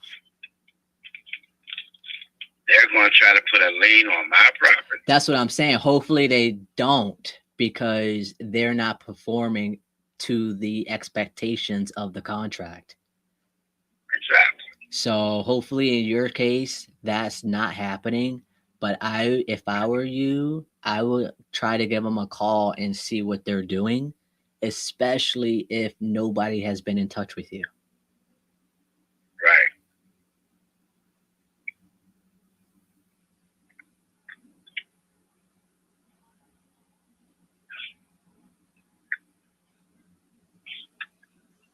I'll reach out to them. All right. Well, hopefully, it's just been a misunderstanding, and they have been so busy that they didn't get back in touch with you, and that they'll still perform on it for your sake. I don't think they ain't gonna put no lien on my property when they ain't on it. They ain't doing that. Right. So you might have to check the courts and all of that if you need to. But call them and see what's going on, and hopefully they are honest and tell you the truth on what's going on their end. On their end. Yeah. Yeah. But their inspection period is up. Either way, they owe you $100. Exactly. Yeah. So that's a nice dinner for you. A whole bunch of them, the inspections up, they never sent me no money. Yeah, that's because they didn't start it. They didn't start the process with the title company. Mm-hmm. A lot of them did that. Yeah, that's just a bunch of wasted time, and I apologize that you got to go through that. You know. After we go, that's why I hesitate to even bother. Yeah, I hear you on that, but let me know how it goes. Obviously, you know where I'm at, and I already told you everything that we do. So if for whatever reason it doesn't work out with them, I'd be more than willing to continue this conversation. I know, this is all I be hearing. But I have to go. I got to get this next call. No worries, man. Call me when you figure it out, okay? All right. Bye. Dude, that sucks. I got a refund for that one though. Anyway, um, on our initial call, he told us that he already signed the contract with somebody else, and um, that qualifies me to get a refund. That costs $30. He wants. He has 3 properties all next to each other, and he wants 30,000 for it. I'm like, dude, that's like a great deal. So I'm really curious on what this person is doing. Like, that just bothers me. Like, obviously, the seller has expressed their concerns on them not getting back to them not holding up their deal, and them wasting the seller's time just sitting there and waiting for the other wholesaler or buyer to get back to them. And the fact that the contract doesn't have a closing company or a title company on there, crazy to me. But hopefully he gets it figured out, and we'll just be waiting just like he's waiting. So let's get to the next one. Way to come in clutch on that.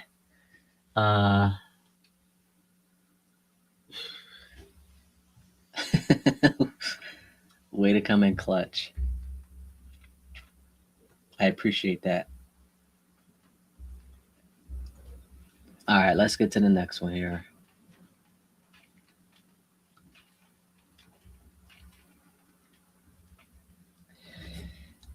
Turns out that the contract is 30 business days. That's how they get you, you know. I actually do that. I got 14 business days on mine. Closing date is March 5th. Inspection period was up on Feb 2nd. He has not heard from Anton since putting under contract. We'll touch base around the supposed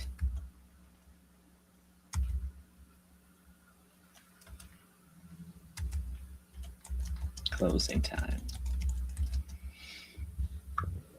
All right, now that we know what's going on with them, I'm gonna get it. I'm gonna reach out around end of February. So what's that? 2 weeks? Yeah, 2 weeks from today, I'll reach out. I really want him to call me and tell me what happened. So we'll see. I'm kind of curious.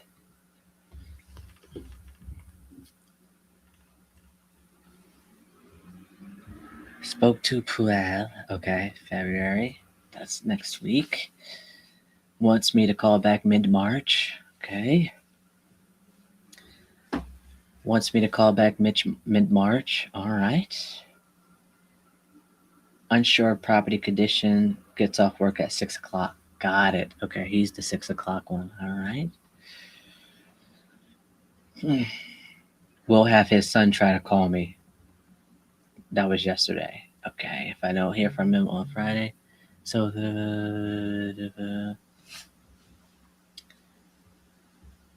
so 35 for both is what he's willing to do for both then? 70K? No, he told me that he has them. So I'm confused. I'm going to wait. If I talk to you, I am going to be distracted. All right, waiting to hear from. Oh, jeez, this guy. He's like, I want to get rid of my property. I'm here by myself. Try to reach out. Dead silence. Okay. Come on, Bruce. Bruce Almighty.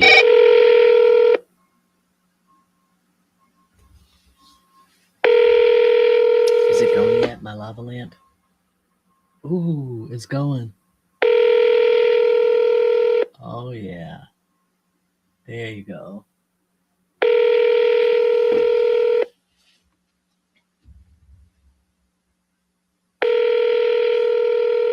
All right, voicemail is full.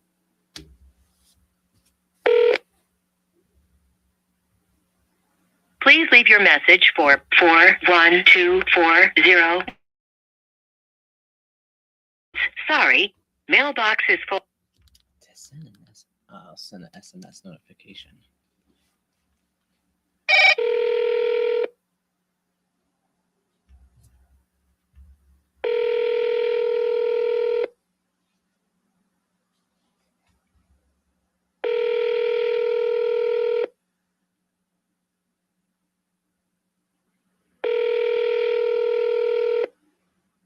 Oh.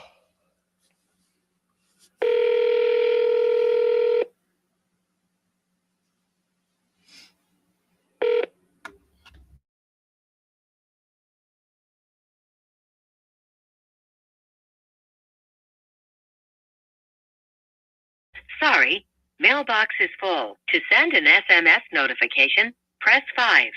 Your SMS notification will include your number 14129121888. You may enter a different number now, or press the pound sign to send your SMS notification.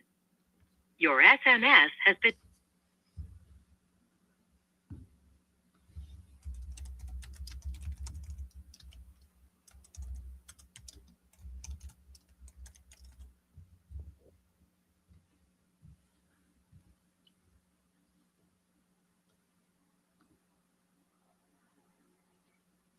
Only got 4 contacts today, guys.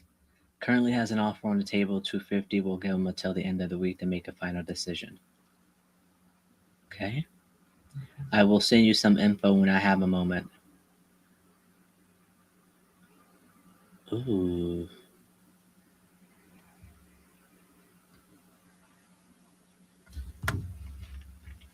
Who is that?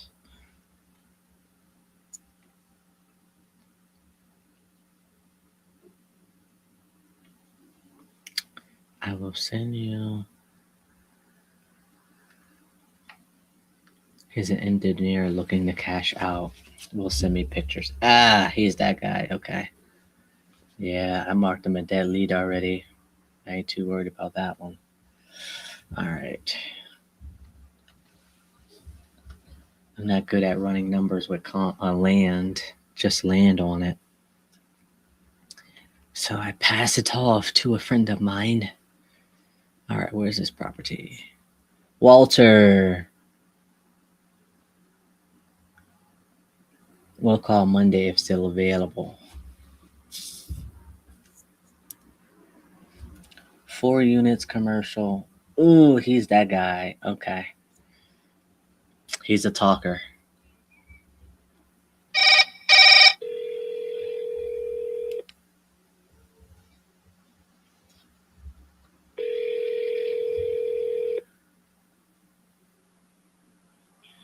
Well, Walter, Monte here. How you doing? all righty. Oh, you okay? You sound Yeah, down. that's every day. All right. Well, listen, I won't keep you too long. Did the buyer get back to you for the properties there? Not yet. I'm gonna Oh, go see him, and I was gonna go see him this morning, but I didn't feel like getting up this morning, so I'll see him today. And but I will take offers. So if you want to send something down, okay. I'm gonna I gotta admit, I lost the notes that I had for you. yeah. All right. So if that guy doesn't go through, or if you don't go with him, we're just gonna have to, get more info. Nah, but I still gotta have a figure to go with. Right. That's But I'm it. saying, yeah, I'm gonna need all the info that we spoke about in order to get that number for you. Right. All right. All right. All right. Give me a call.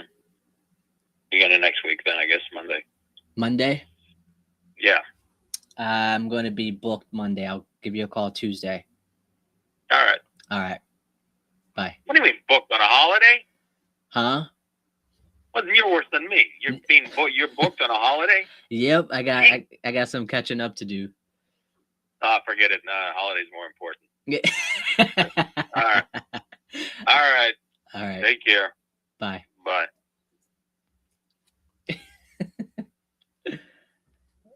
Sweet Mother Mary.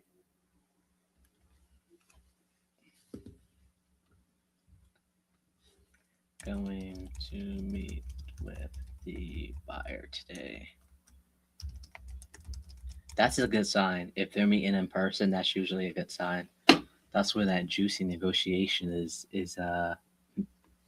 that's when it happens.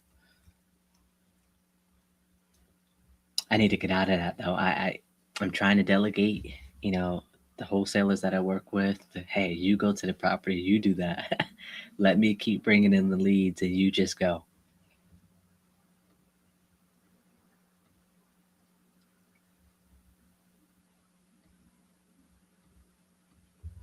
I wasn't like that before. I wanted to go through all of the appointments and do all of the things, and then I realized, oh, I need to still bring in leads to do that. So if I am going to appointments, it has to be on the weekend, because this is my calling time. And if you go on an appointment, you got driving time, the actual appointment time, and then you're hungry, and then you got to drive back, and that's literally like the whole morning. All right, Jane.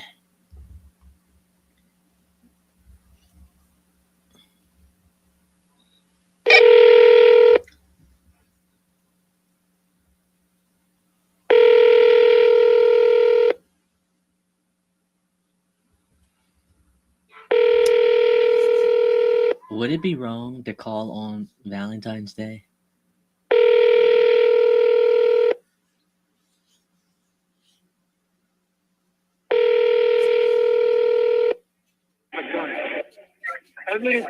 Thanks for calling. Please leave a message.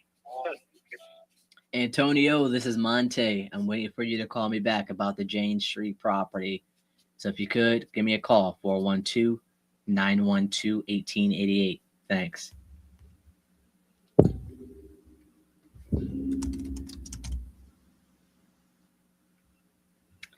I like when when we're leaving voicemails and then the next day is full for some reason. Because I'm imagining it's full of my voicemails. Give me a call when you can. Mr. Ba-ba-ba-ba.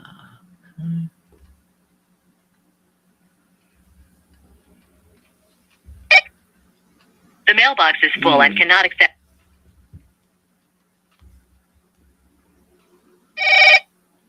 The mailbox is full and cannot accept any messages. Goodbye.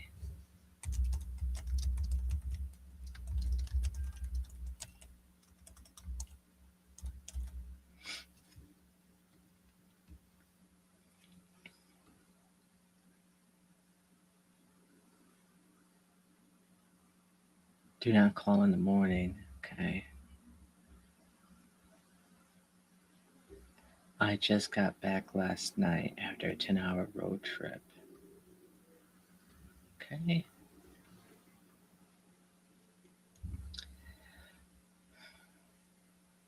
Update notes. I gotta do that. Okay. Derek will give him a call. Oh, my sweet mother Jesus. So the call yesterday, the guy was behind on taxes of $25K, and he was trying to walk away with $5,000. So I told him, I was like, hey, I'm not the buyer, but I might have somebody who could either be the buyer or find you a buyer. So I gave them each other's info. So my guy calls him, tells him, hey, we could do this, we could do this. And then I call the seller, or the seller calls me or something like that, or whatever. I got back in touch with the seller somehow. And he's like, yeah, he's trying to give me $5,000. And I'm like, isn't that what you said you wanted? He's like, yeah, I got to think about it now because I don't want to just give it away. And I'm like, at least you're getting something for it. So we'll see. We'll see what happens. I don't understand. You're getting what you want, and now you want to think about what you said that you wanted to get.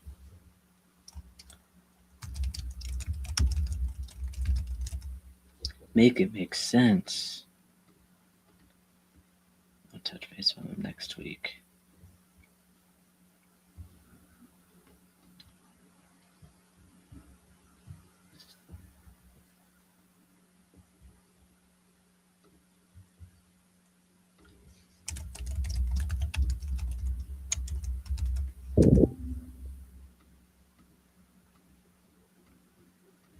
Man, hopefully that seller calls us before we get off of here.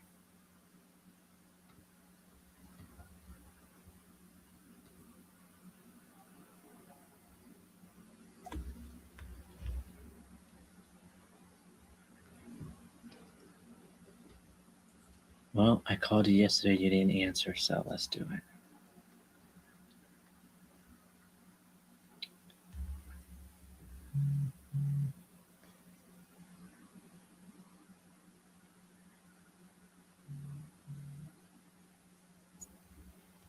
What? What's his name?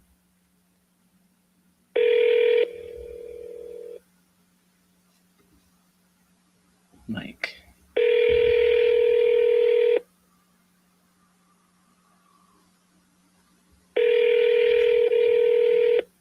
I'm sorry, you can't leave a message because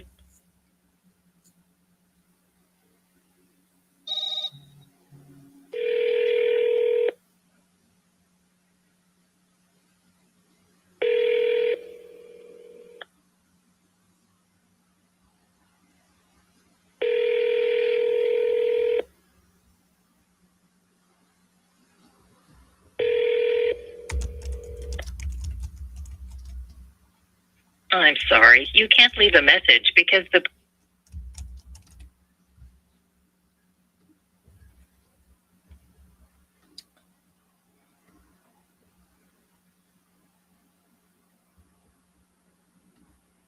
We made an offer. What did we make? 30K?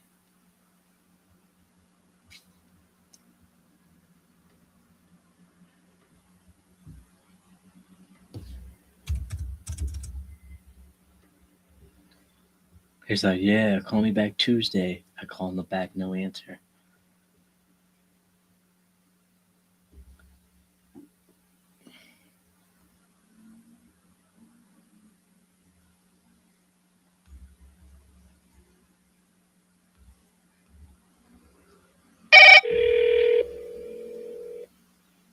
Hello, it's John. John Monte here. How you doing? Good, Monty. How are you? Not too bad. I figured to just give you a call about the Francis one property. Yeah. Mm-hmm. Yeah, we spoke via text. I just wanted to hop on the phone real quick. So I spoke to my partner about it, and he's like, "Wait, he just removed it, and then where are the tenants parking?" So, you're still looking to sell it, even though you just got it rented out? Yeah, I can still sell. It's only 6 months lease, so it could be that time. Nice. You see it through the 6 months, and then you'll take possession of it, or you can keep the rent for the 6 months. Gotcha. And a security deposit. Okay. How much is it renting for? $1,050, and I have a check from him for $1,050 security deposit. Okay. He pays all utilities except trash. Utilities except trash, you said? Yeah. And that's $104 a quarter. 104 a quarter. Got it. Mm-hmm. All right. And then where do they park? Right adjacent to the house is a huge parking lot there, and it's a huge house next door. That was the Elks. You know, the Elks is a fraternal organization. You know them. There's the VFW. The Elks is a bunch of those type of. But this big house has now been unoccupied for like 3 years. But I always parked. We had 2 vehicles there. My tenant did, and they always just parked right adjacent to our house, and there was never a problem.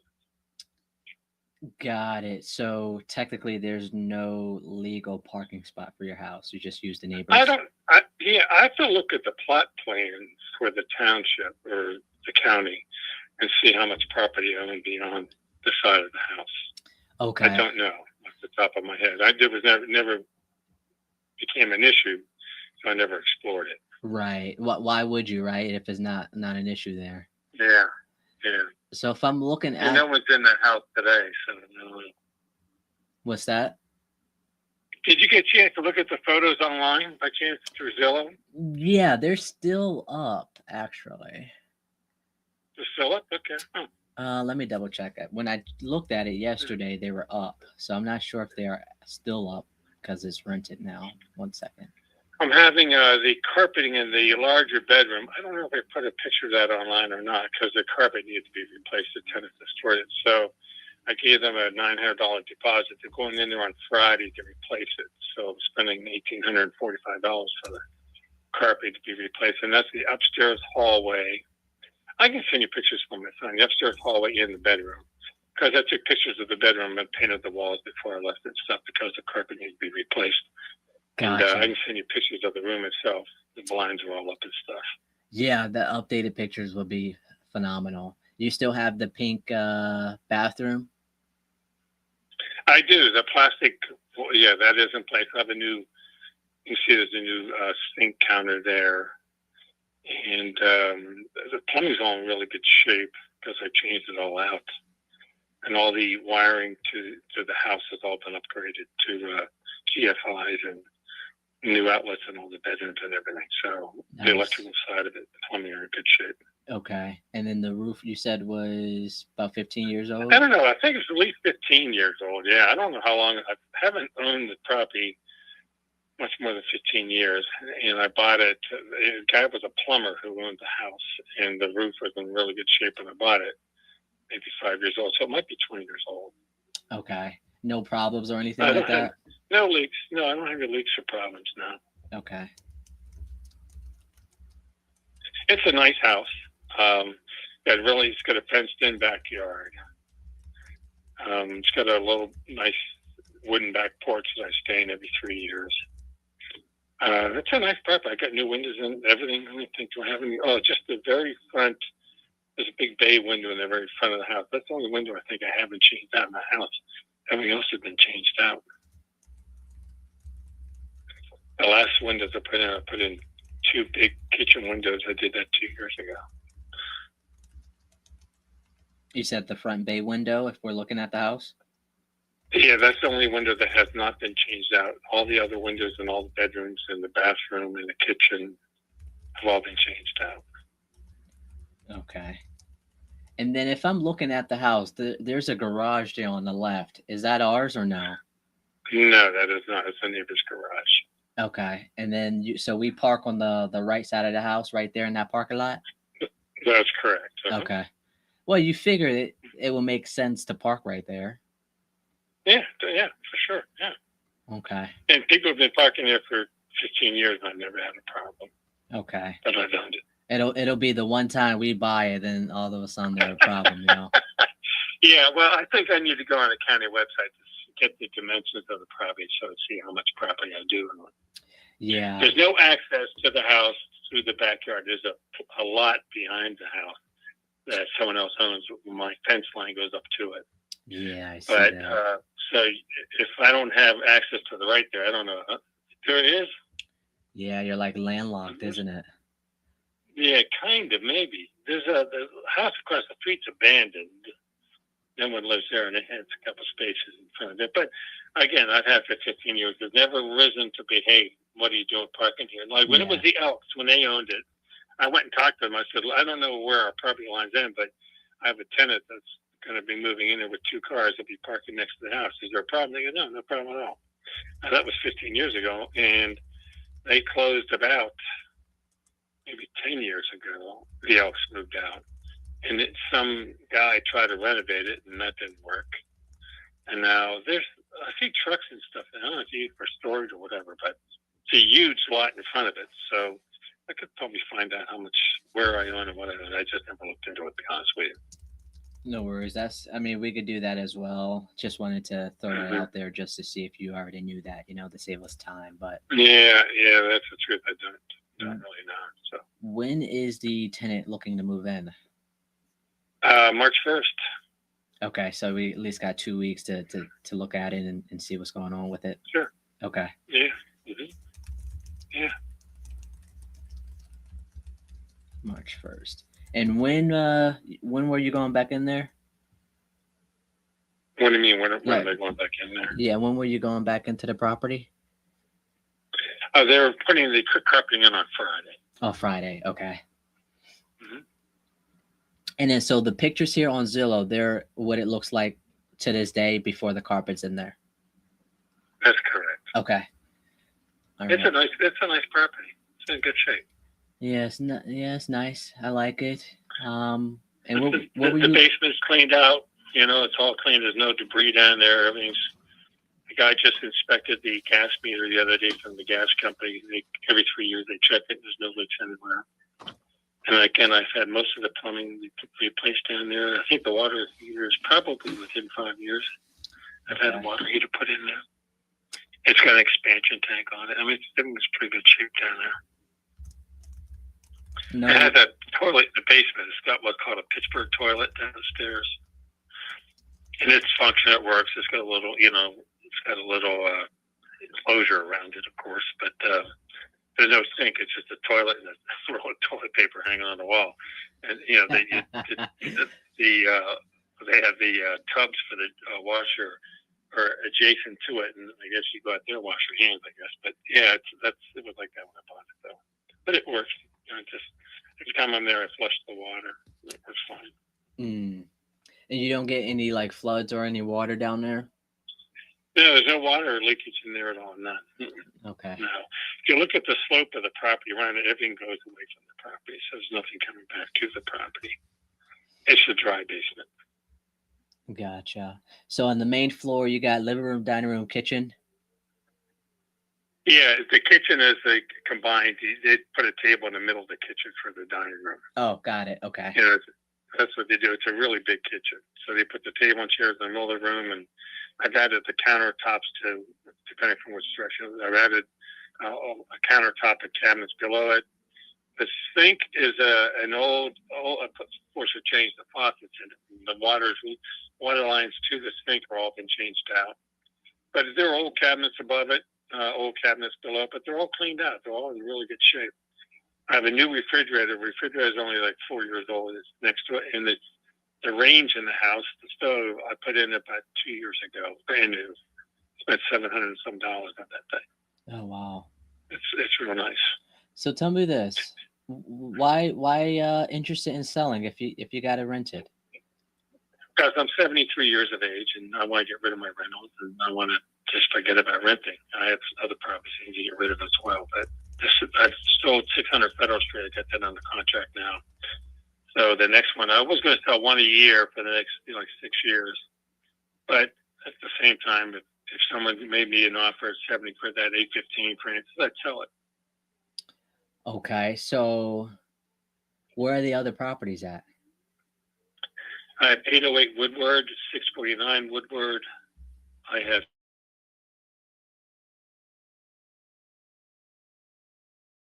How many are you trying to sell right now? Well, like I said, I was going to sell one a year because capital gains will crush me if I sell a lot of them at one time. Without having an exchange of, what do they call it? Yeah. 531 exchange or whatever. Would you entertain seller financing for the portfolio? I consider it. Okay. Well, I like the sound of that. Do you have a price? What's that? Would you have a price for all of them? No, I don't. I haven't even thought of selling all at one time.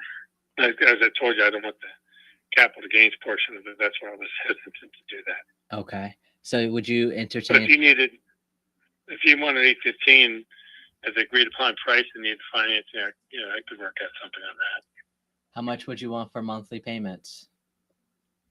I have to figure that out. I haven't put any thought into it, honestly. So. Okay. Well, how about this? Let me talk to my partner now that I got more info. When do you think that I should give you a call back? Well, talk to your partner and call me back anytime. Okay. Well, how long would you need to think about seller financing? I need at least a couple of weeks to work on the numbers. That's all. Oh, a couple of weeks. It's not a hard thing to do. No. Well, I mean, if you need a couple of weeks, that almost sounds like it's a hard thing to think about. Well, I'm on vacation, so it's not a high priority. Oh, you didn't tell me that. I would have. Yeah. Where you Yeah. at? So I'm in Florida. Nice. All right. Yeah. Alex, he just came from Florida, actually. So, Hey? yeah, I don't. Where did he go? I think he went to St. Pete. I think. Oh yeah, it's cold down here. It's been cold. Yeah. So he was down there. You get up to St. Pete. It actually went into the 30s up there recently. Oh, so wow. Down here, I'm in southern part of Florida. Southern Florida, it's gone into the let's say like mid 40s in the early morning hours, and it goes up to 68 to 72 during the day, which is very comfortable. Yeah, that's like the best sort of temperature is like 70, 72. It is, 72. yeah. Like today it's going to 77. It was 58 degrees this morning, so you leave the windows open at night, nice and cool. Yeah. You come out, you play tennis, you can go swimming in the afternoons, play golf, you go hiking, biking, whatever you want to do. It's so nice this time of year. Well, yeah. Well, listen, I won't hold you too much longer. What were you getting? What did you want for this again? 70. 70. Okay. Are you firm on that price? Yeah, I'm pretty firm on that. Yeah. Like pretty firm or firm? Firm. Ooh. Okay. Let me get back to you. When would be a good time to call you back?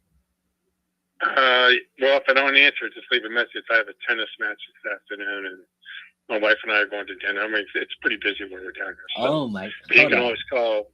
Now you play tennis? Leave a message. Yeah, I'm a tennis player more than golf, but yeah, I love tennis.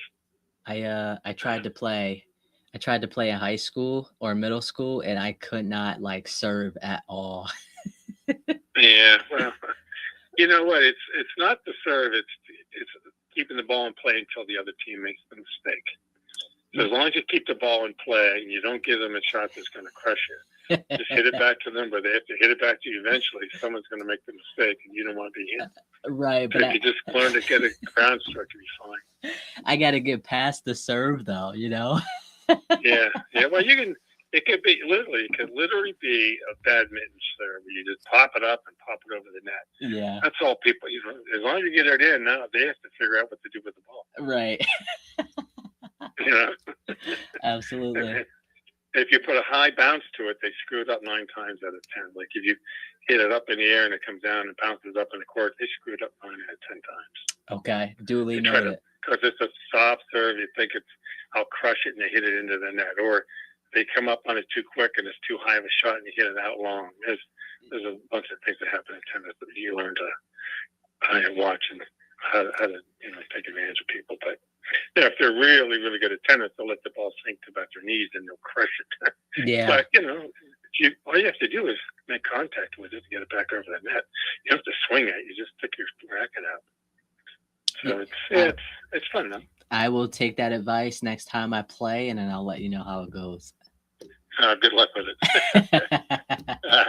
All right. You take it easy, I'll catch you later. Bye. You too. Take care. See ya. Bye. Do I dare tell him I play pickleball? All right. Currently down in Florida. He plays tennis more than golf. All right, let me update him and we go from there. He answered so fast, I forgot who I was talking to or who I was calling.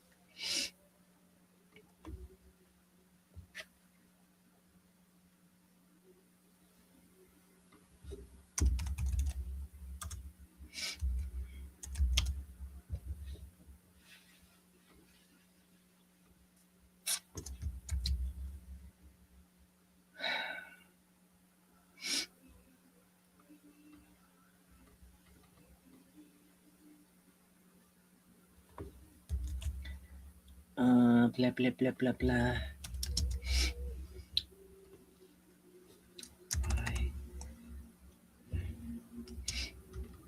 Looking to downsize.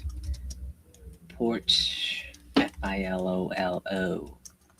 Always get that mixed up. OLIO. Currently down in Florida.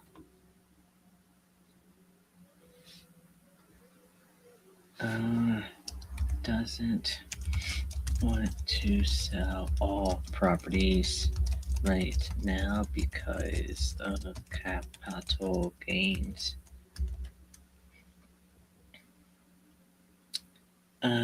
Firm. Pretty firm at 70K.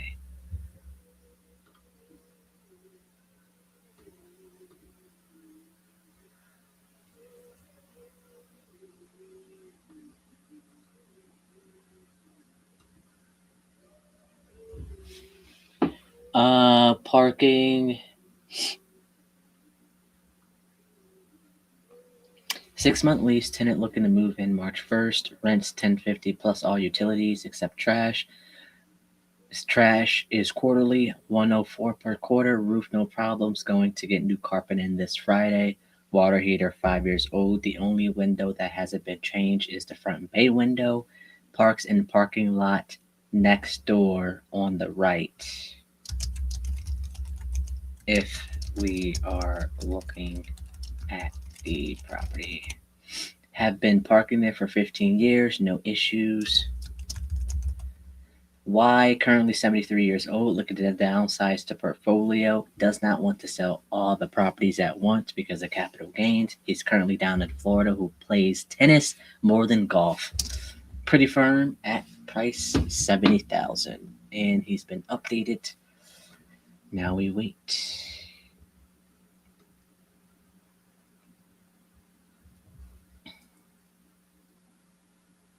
That's some good notes there.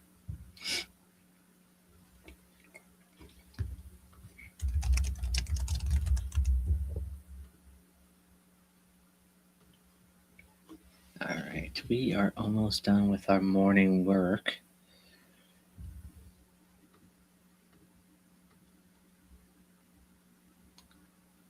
I think I'm confused on what's going on.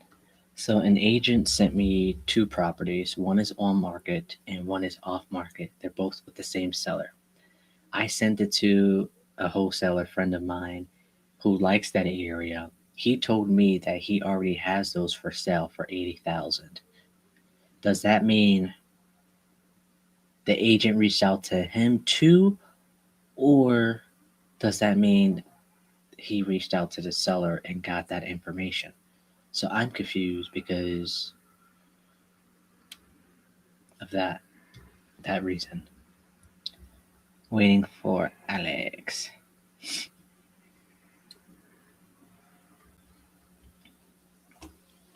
Nope, let me call. Okay, there we go.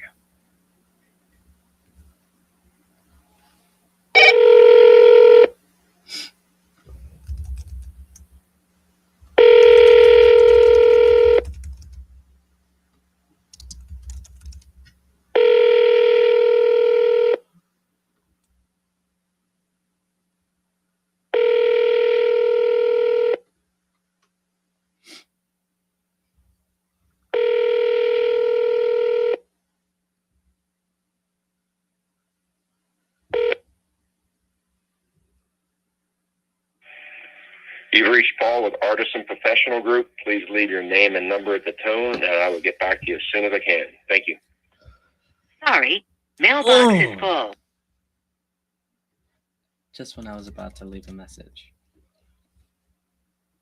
All right, we spoke to that seller who's a builder and developer down in Florida.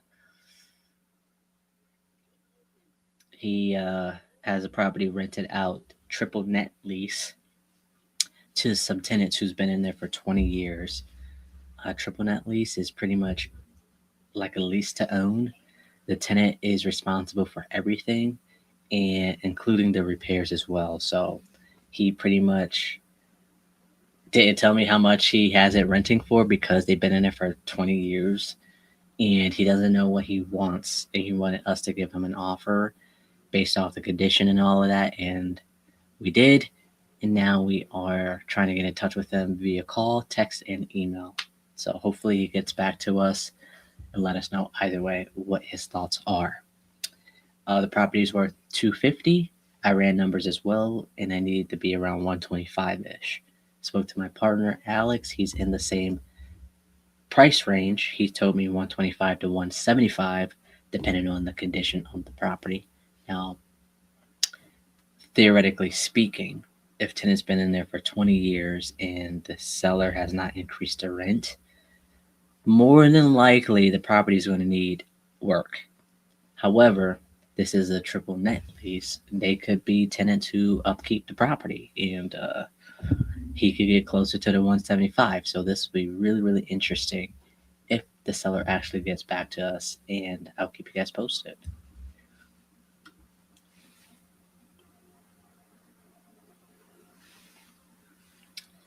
All right, contract sent. He's going to give us a call back later today when he has the contract in front of him. Fingers crossed on that. Oh, I got to call him later today, but I'm going to call him right now. Hopefully he answers.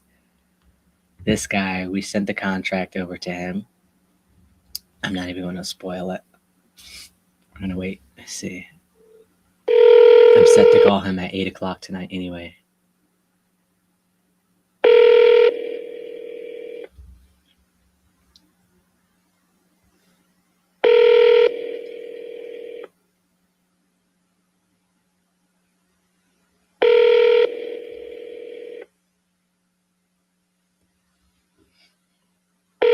He does not shut my door.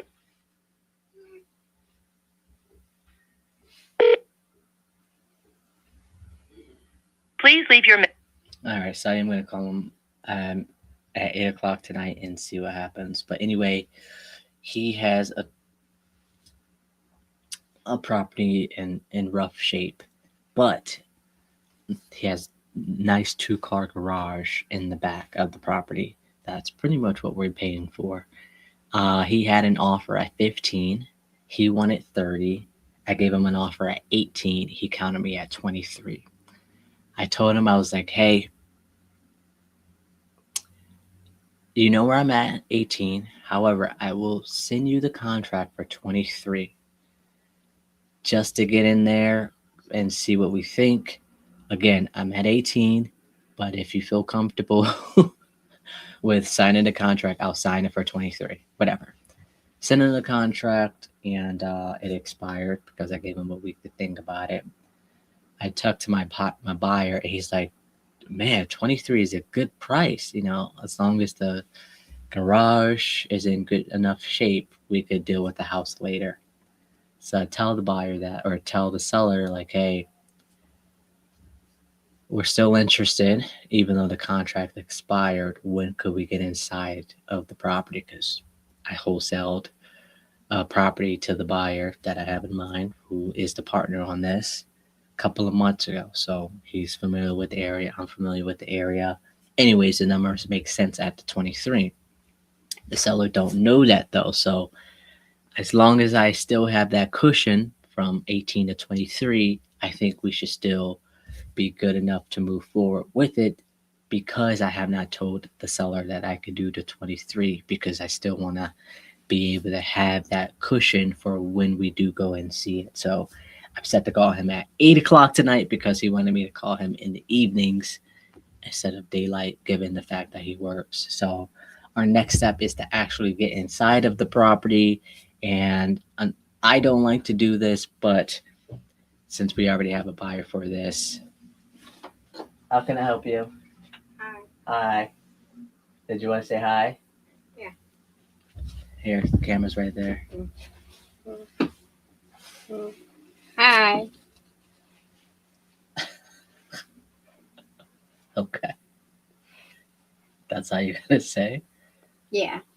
Okay. Anyways, so I'll keep you guys posted on what happens after that. All right, let's see this here. You just look at yourself.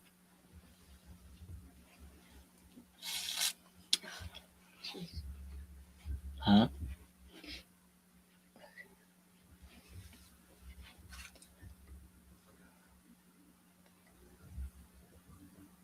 All right. Partially signed. All right, let's see what else we have here.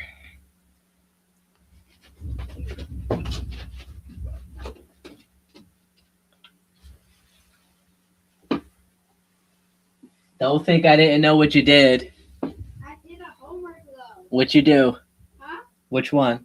Reading. Okay.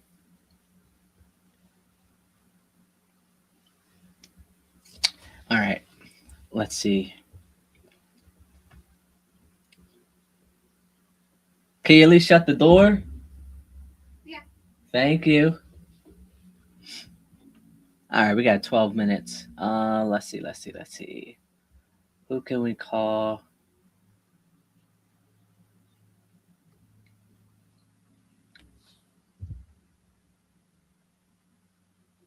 Oh, did he go with the other buyer? Okay. Deadly. Let's call them. General follow up. Okay, so we got some people to call. Okay, let's do it. All right, these are actually my leads, my follow up leads for today. This guy, he wants hand money before he signs the contract.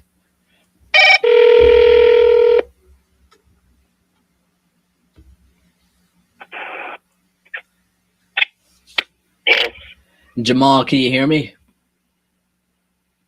Who's this? This is Monte. We spoke back on January 20th about the property. You told me you had somebody you're waiting to hear back from and all of that. So I'm just touching base to see what happened. Oh, yeah. That was a couple of years ago. What?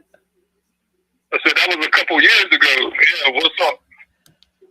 The offer you had? Well, we spoke a couple of weeks ago, back on the 20th. So I don't know. You said you had On the 20th? Yeah, January 20th. I got it in my notes. This is what I got. Waiting for a buyer to get back to you. Should be around February 2nd. I'm third on the list for potential buyers. Oh, yeah. So what happened? I was going to call him this morning and see. He said he was going to come talk to me. So I was going to see what he's going to do. His schedule got pushed back because of the cold down here. We had a week off. Like, basically, the city was shut down for a week because of the cold and the snow. Yeah. So he said give him a week to recover because he was opening up a phone store. And he sort of used my building, actually, to open it up. But somebody up the street put the application in before him. But he was opening up another one. So he said, give him an extra week because of that week we have off. And I was going to call him actually today to see what's going on. Because not only you waiting, there's like two other guys waiting to see what he's going to do or who's going to do what. Right. Okay. Well, so I guess, do I wait for you? Just let me know what's your number. You wouldn't see them all. Well, which one you still interested in? The one on Clay or which ones? Because I'm trying to do a group deal. I'm trying to move them all at the same time because I'm going to lose on the sewage bill on that one on Chartiers. So that's why I'm trying to do a group thing. I'm not going to just get rid of it. I could be interested in all of them. What was the price you were trying to get? Well, I was trying to get 133 a piece, basically, when you group them together. Oh. Yeah, I think we probably got to be a little off on that. Yeah, the other guy the other day offered me 76. He said he'll have it written up this week. I was like, well, let me see what this Indian guy's going to do. I mean, you could go and see if you can find a deal better than that, but I've been over here 10 years, and you're not going to find nothing. Not for no 4-bedroom, 4-car. Well, I tore down the garage, but you're not going to find nothing for 33 for that. Something that size. Ain't none of them worth less than 33. Right. Well, if I'd be interested in one, that'll be the one I'd be interested in. The Chartiers one. Oh, Chartiers. Yeah. Yeah, that's the one. That's the one I'm probably gonna lose on because of that sewage bill. Yeah. Okay.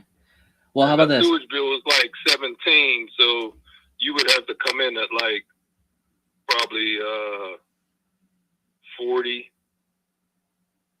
45, 17 plus my.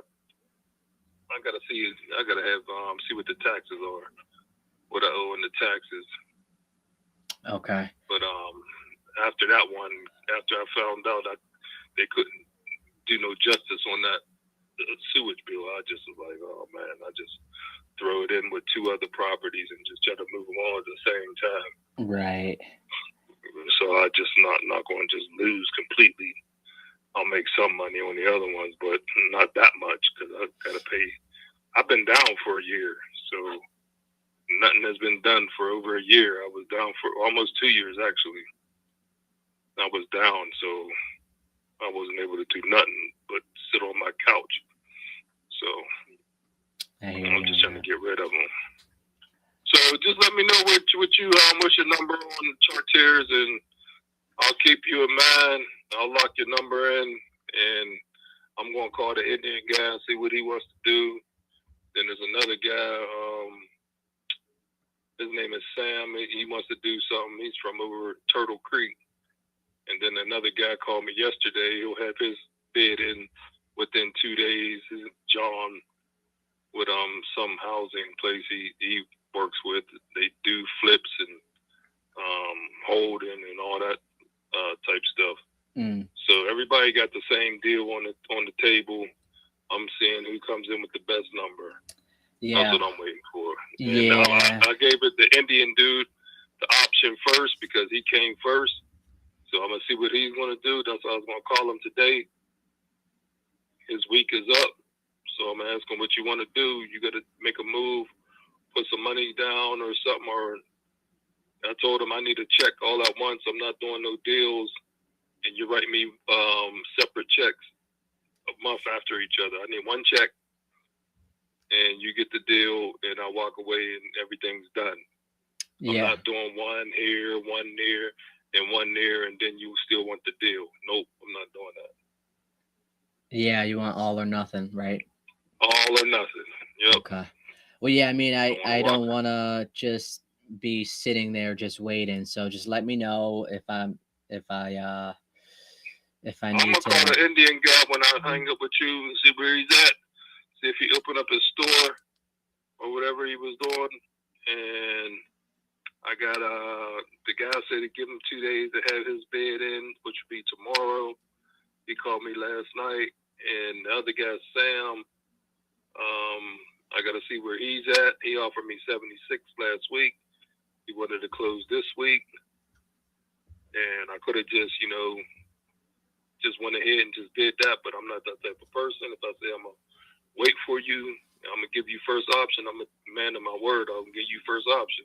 Right. So that's why I didn't take his deal. That's just how I am, Yeah. All right, well, just let me know what happens. I'm kind of curious where you fall at on this. All right. All right, good luck. I'll let you know what's up. All right, thanks. Bye. All right, bye. No way, Jose. I need to be at 33 for all of them. They're just so far gone. It's going to need everything. Like, they're down to the studs. And, yeah, they're 800 square feet, but everything adds up. Zestimate says 14,000. Why would I pay 33,000 and it's not even fixed up? So I'm not the buyer for this at all. I'm not even close.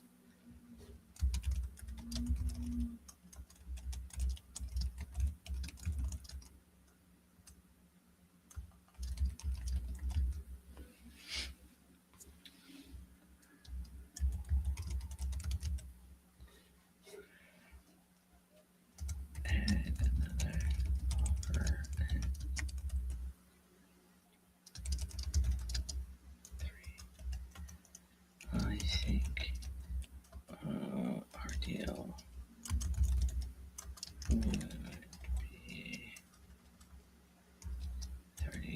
I'll say 35 for all three. Dead deal. Dead deal. All right. All right, guys. Been there, done that with him. It's been the same thing for about 2 years now with that guy. With him trying to get 100,000 for all three properties. The most I did was 40,000 for all three, and we're still too far to even make a decision. We were at 25 for the Chartiers. So even if you wanted 33 for it, we can't do it. The property needs too much work. It's been vacant for so long, and prices continue to go up, and not the good prices neither. So I gotta get going here. So I appreciate the time, energy, and effort, guys. And I'll be back on Tuesday. Yeah, when I call on Saturdays, I don't go live. I usually get a lot more work done, if I'm being honest with you. But I'll see you guys Tuesday, same time, same place, for me at least. If you find value in this, please give me a like or a comment or something to let me know that you appreciate these type of lives. I do have to start doing additional videos instead of just going live. So give me some ideas on the type of videos that you would like to see in addition to just calling on live. So other than that, you guys know that relationships are the currency of life. It's not about what you know, it's about who you know. Go out there, squad up, because you never know who you're destined to meet. Until Tuesday, happy Valentine's, happy weekend, enjoy the weekend, and I'll see you Tuesday. Peace.